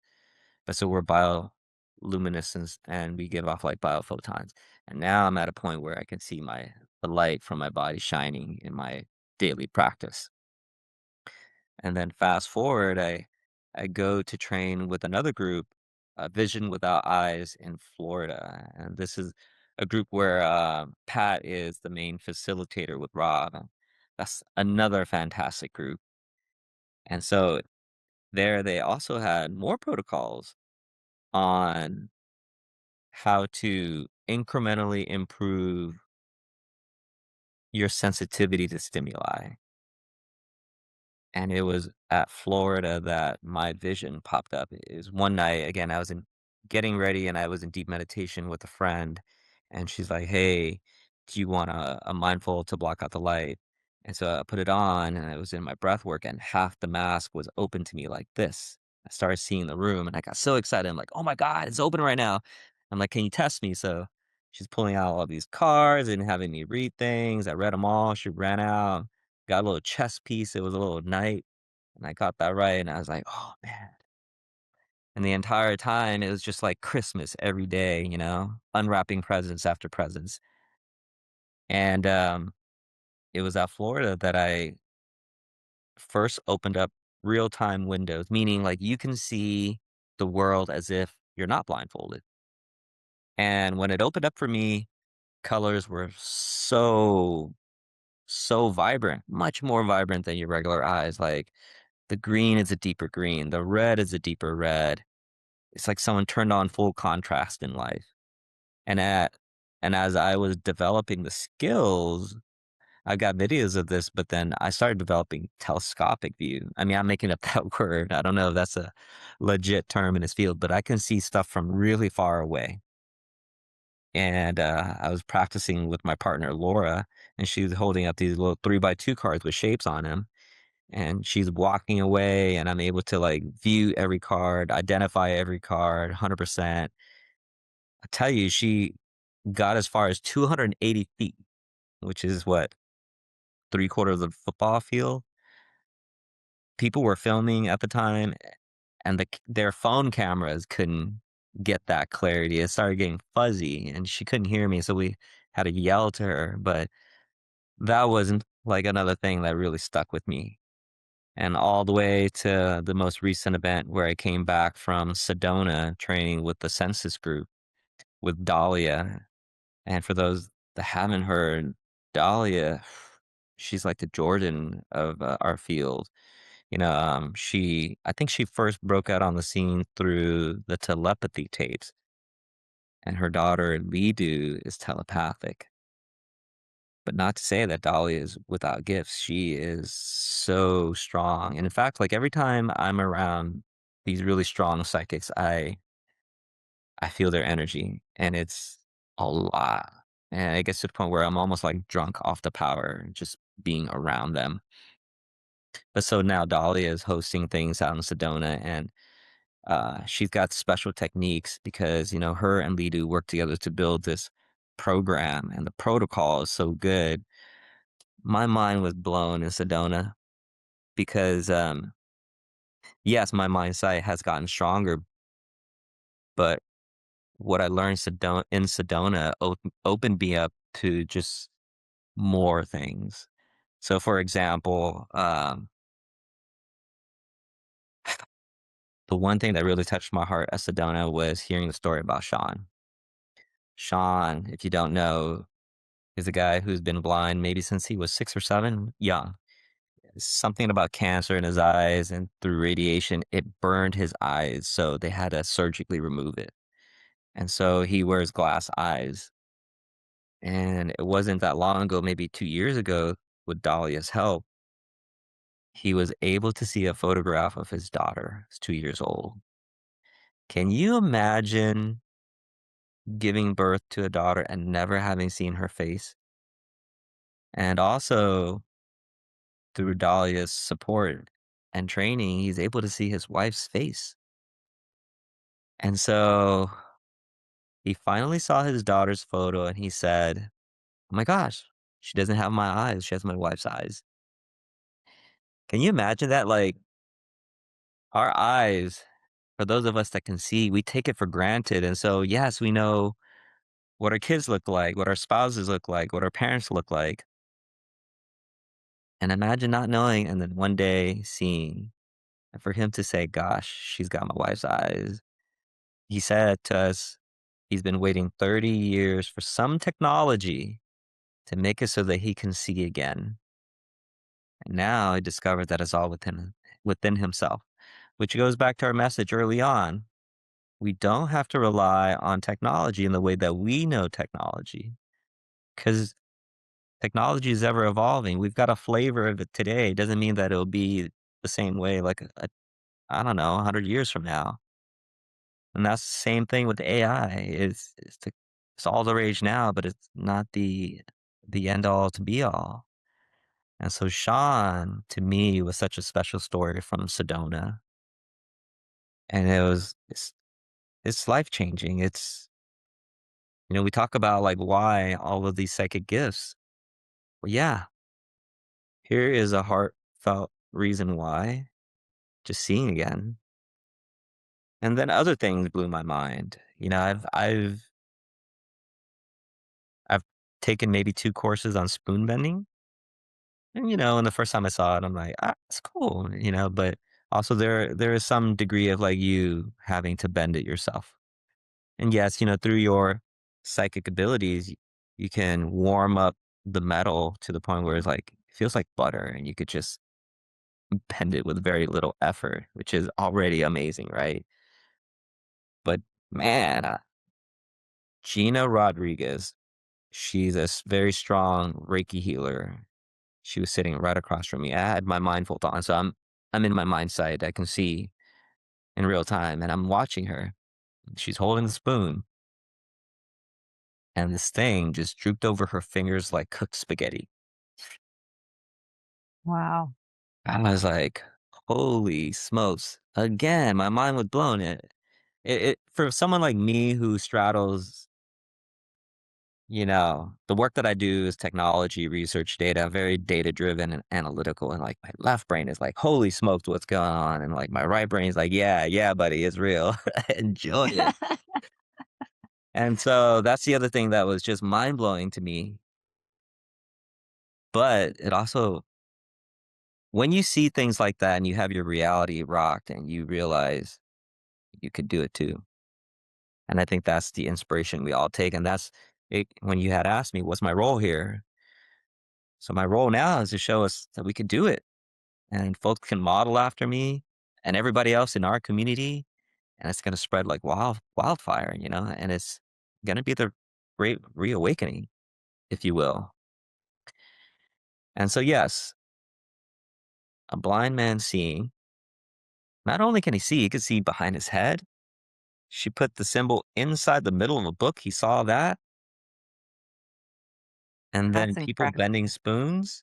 Yeah. Personally, I also have another story that is rocking my world. Leading up to Sedona, I wasn't sure if I was going to go, but I kept on having recurring dreams of being invited.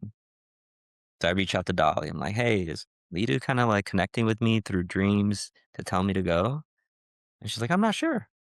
Well, in meditation, I got the sense you must go loud and clear. I'm like, cool, I will go. Answer the calling. So I'm in Sedona, and during the retreat, Dahlia says, a couple of you have asked me if, Lidu had reached out to you to come. And the answer is yes. Like, you're here. And so I'm sitting there, I'm like, what is it? Why am I here? And it becomes apparent that there is also an awakening of telepathy. So part of Lidu's cause and mission is to wake up telepathy in mankind. So it goes back to your question of like, what kind of world would we have if we all had these powers? Can you imagine what kind of world would we have if we can sense each other's feelings and thoughts? You know, a lot of the friction day to day is just stupid miscommunication. I texted you something, but you're having a bad day and you're reading it wrong, but that wasn't my intention. Or maybe I'm stressed out at work. I'm drinking a lot of coffee and just having a bad day. And someone says something and the connotation is off. And then now I'm like annoyed or mad at that person. But really, at the end of the day, is because we're disconnected as people, because this separation is an illusion, but we haven't found our way home.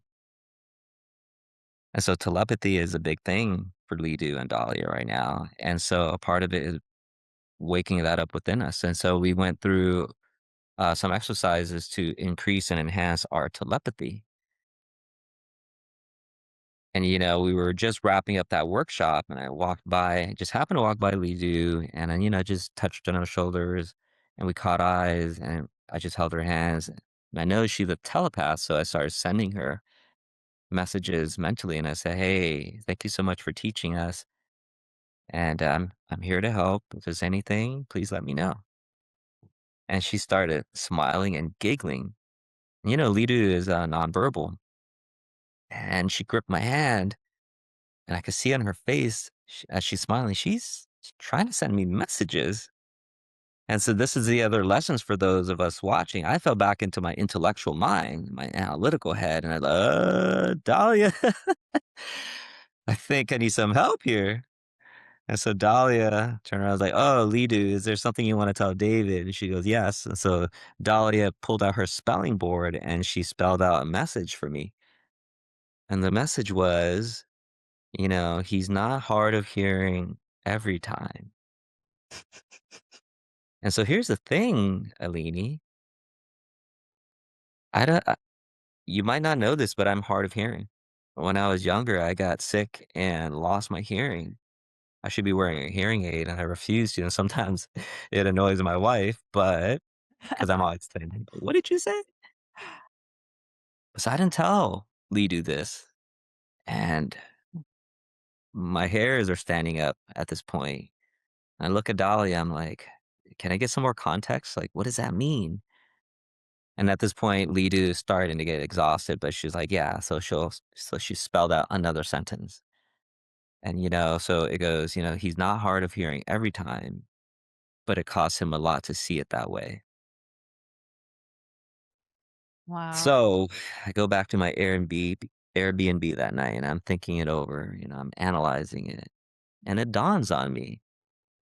Yes, in this 3D world, I'm hard of hearing, and I don't always catch it, which is why I also think, like, my other senses are augmented, and sometimes I'm lip reading, but also I'm reading energy, right?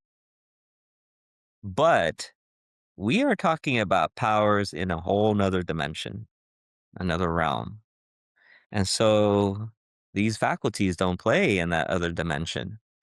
But me thinking because I'm hard of hearing and I'm carrying that into the spirit realm, it goes back to your other question about like, w- what are the limiting beliefs that I have that I catch?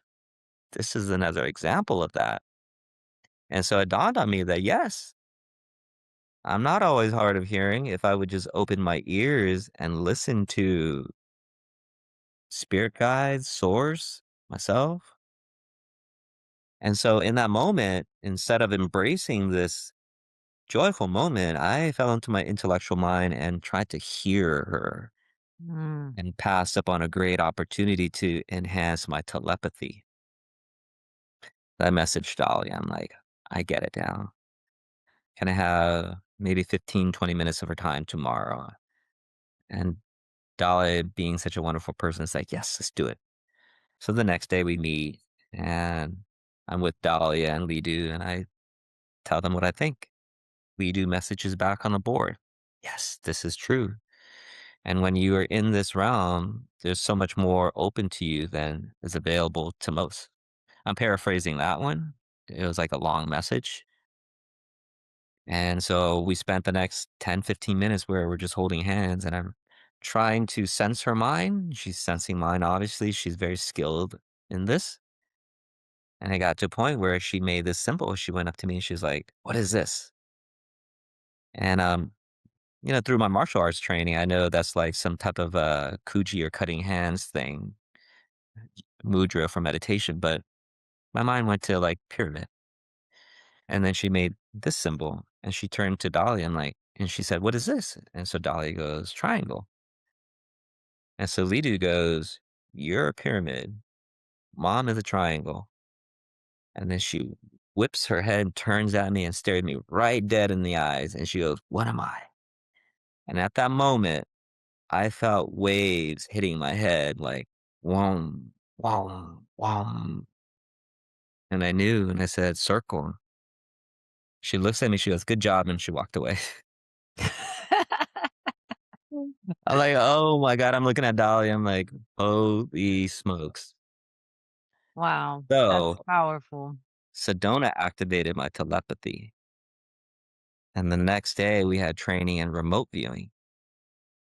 And so it's taught by we were taught by Alan Steinfeld, and he's been in the game for a long time. And I found myself doing really well. There was 4 exercises total. The first one, I got the descriptions right. The second one, my drawing was right. And the third one, it was a combination, an amalgamation of the 2.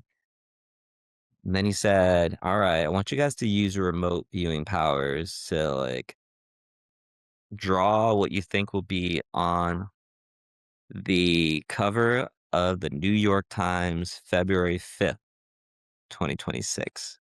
This is the day before. I'll send you the photo of what I drew, and the folks can Google it. And what I drew, he saw it, right? And the next day when we came into class, he's like, "Oh my God, David, let me see your photo." I drew what was on the cover of the New York Times, in Yeah. my opinion, pretty bang on. I would say like 80% accuracy. And so since Sedona, I've been quietly validating this new skill that has been unlocked where, as I'm talking to people, I'm sensing what they would say next. And so this is a new development for David. That's crazy, David. I mean, crazy in a good way. Crazy in a really good way. I mean, there's just so much to unpack. We could probably spend a whole episode just talking about your Sedona experience with Lidu and Dahlia. I also wanted to mention that I'll probably put links um, about all the people that you mentioned and how to get in contact and all of that stuff, like classes and the different things with Mindsight. I'll make sure to add some links into the description for those who are interested in finding out more. But it was so interesting because when you were talking about the light that we emanate, there was like a little orb of light that just traveled through your shoulder. Maybe you will see it when Holy the smokes. recording is up. I was like, is that like a little? It was just like right above your shoulder. It was really cool. Um. Anyway, the telepathy thing is incredible. I mean, I was obsessed with watching all the different, listening to all the telepathy tapes, interviews and episodes because I find it so fascinating.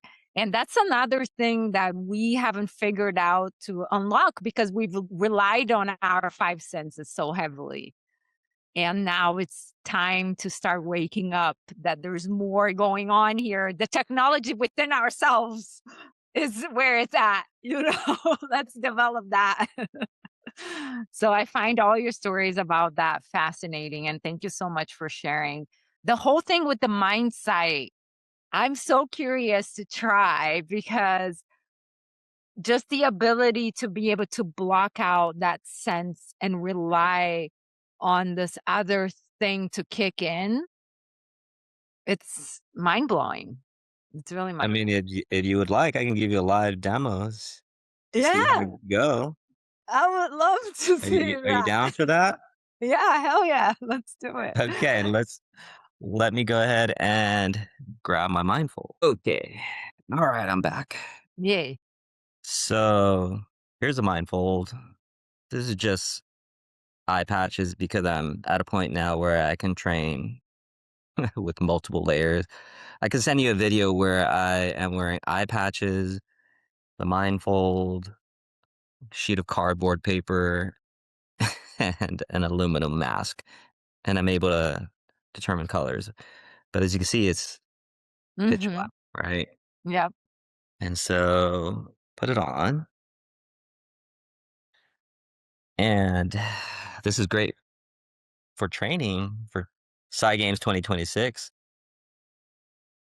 I'll get into my breath work.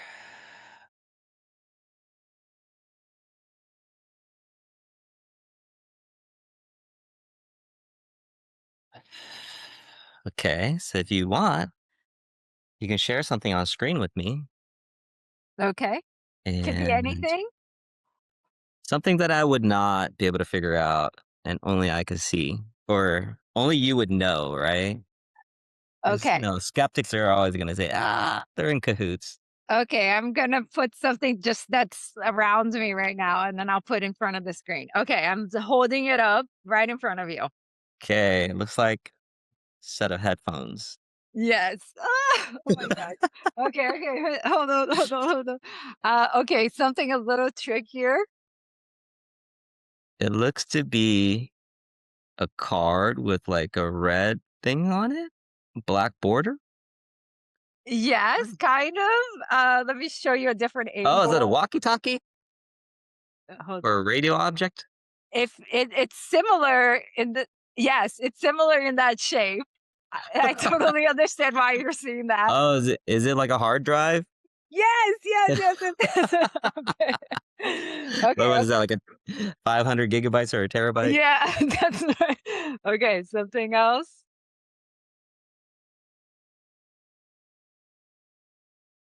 Necklace? Yes! Oh my gosh, you're blowing my mind. Oh my gosh. Okay, last one, Yes. last one, One more, one more. last one, last one. 'Kay.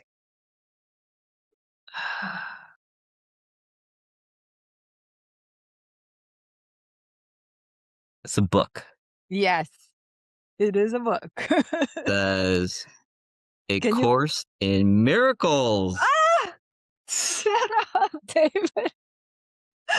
You're blowing So my that's my insight. that's incredible. Oh my You god. want a quick demo on PK?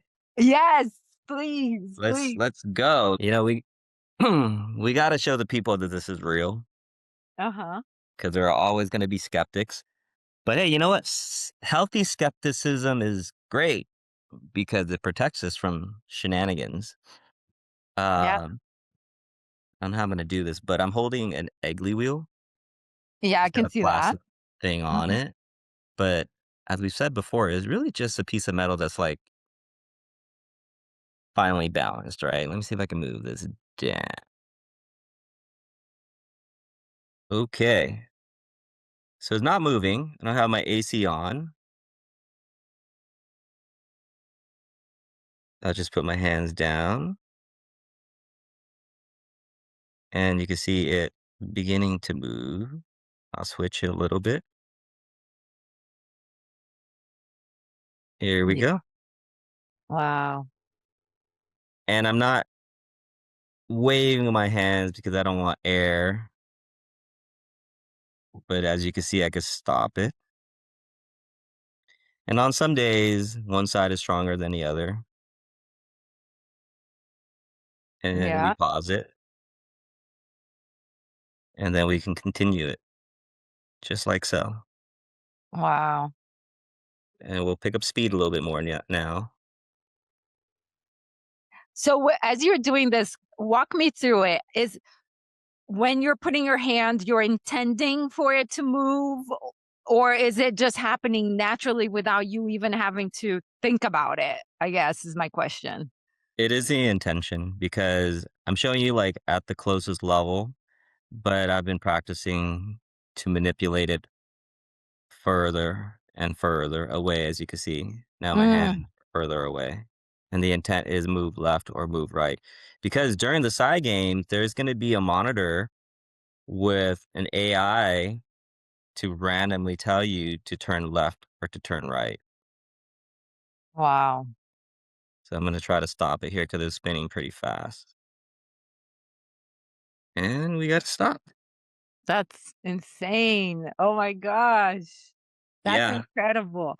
Okay. Okay, you can come back on screen now. Thank you so much for demonstrating that. That's so cool. Okay, if I said to you, okay, David, I really want to learn how to do it. How do I even go about starting, for example? So you could do it at home. A lot of videos on YouTube, but I would say like the simplest thing is get a little eraser, get a sewing needle, plop it on the eraser, get a piece of foil, fold it into a little square and put it there. And then just play with it. At first, I think the thing is get confidence, gain momentum, you know, um, even just play with it. Like allow your hands to create some air to push it a certain way because you want to get to know it in that way. But also you want to get out of like sometimes our expectation causes us to tense up, right? So if we're just playing, that's when we unlock the stuff. So yeah, maybe use a little bit of motion to get some air on it. And when you feel like you're having fun, ask yourself, what would it look like if I could move it without waving my hands? And so keep your hands stationary and notice how it reacts to you. Take out your hand slowly and then intend to make it turn a certain way. Does it react to you? Take your other hand out slowly and now switch up to the other hand and just work your way to the point where you now know the thing, your intent is working. And so you're no longer relying on this crazy air motion. And once you feel confident, put it under glass. And when you're able to move under glass, you realize that you are now operating in a whole nother paradigm because there's no air underneath that thing. So it must be that you are affecting it somehow. And so I also have videos where I'm like moving the thing under glass. But yeah, I mean, this is like in the realm of like quantum physics, explaining how one object can be moved by a simple thought or, just your intention. And those things are now being scientifically proven, which I am so grateful for in a sense, because a lot of people that I would call skeptics are going to have to face that there's more going on to this in this reality than can be explained by touching, seeing, feeling, there's more going on here, guys.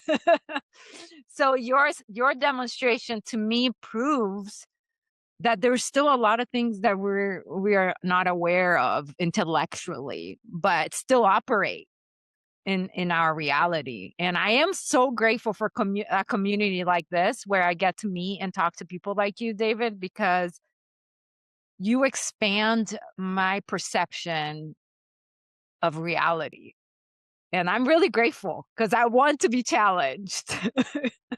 And it's healthy to be challenged,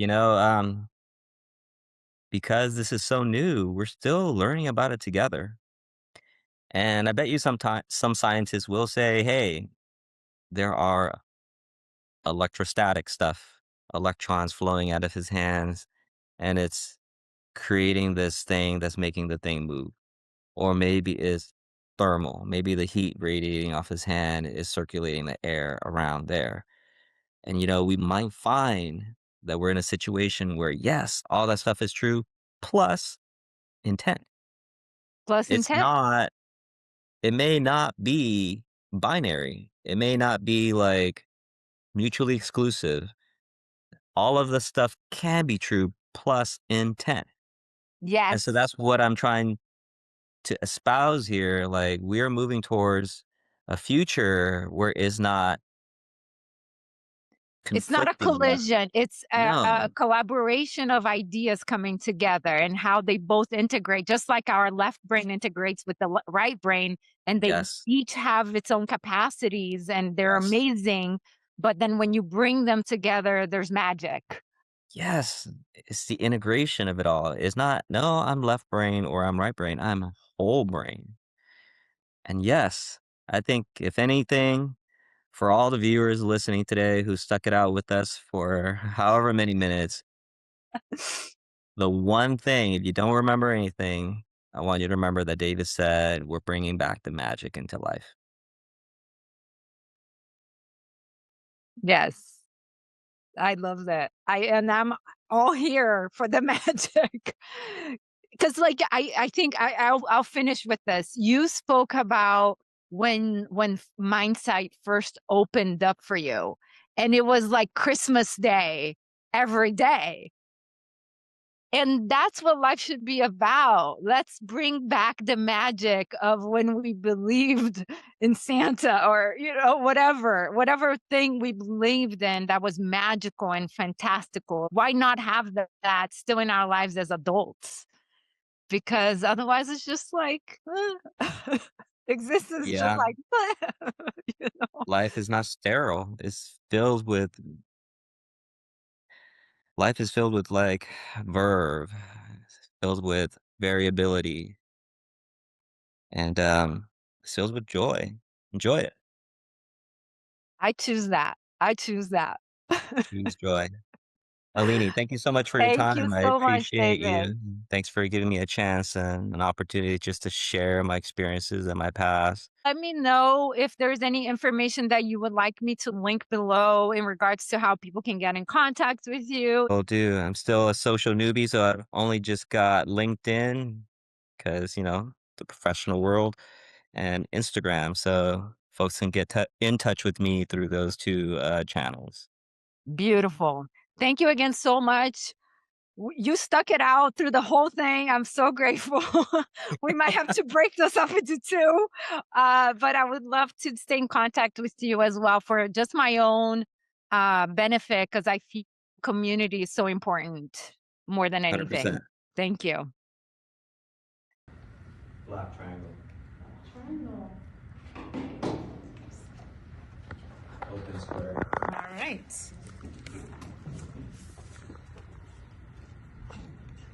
You got a square in a diamond shape. Yes. That's right. Open circle. Uh-huh. Open plus sign. Close square. Black square. Black circle. Okay, I can't hear him. Can you guys tell me? Yeah, you got it. Black plus sign. Yep. This is Florida all over. Black square? Yup.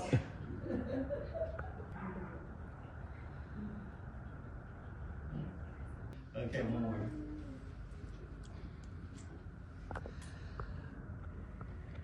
Solid circle.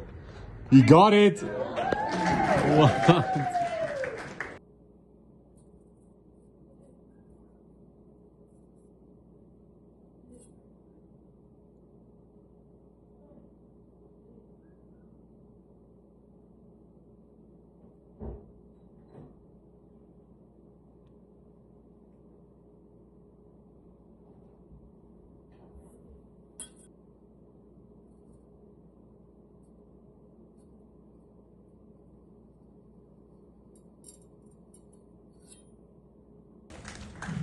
And first place winner in Precognition, David Tran.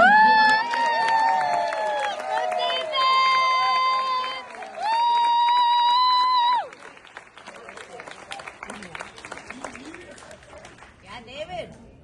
Oh, David, I missed it.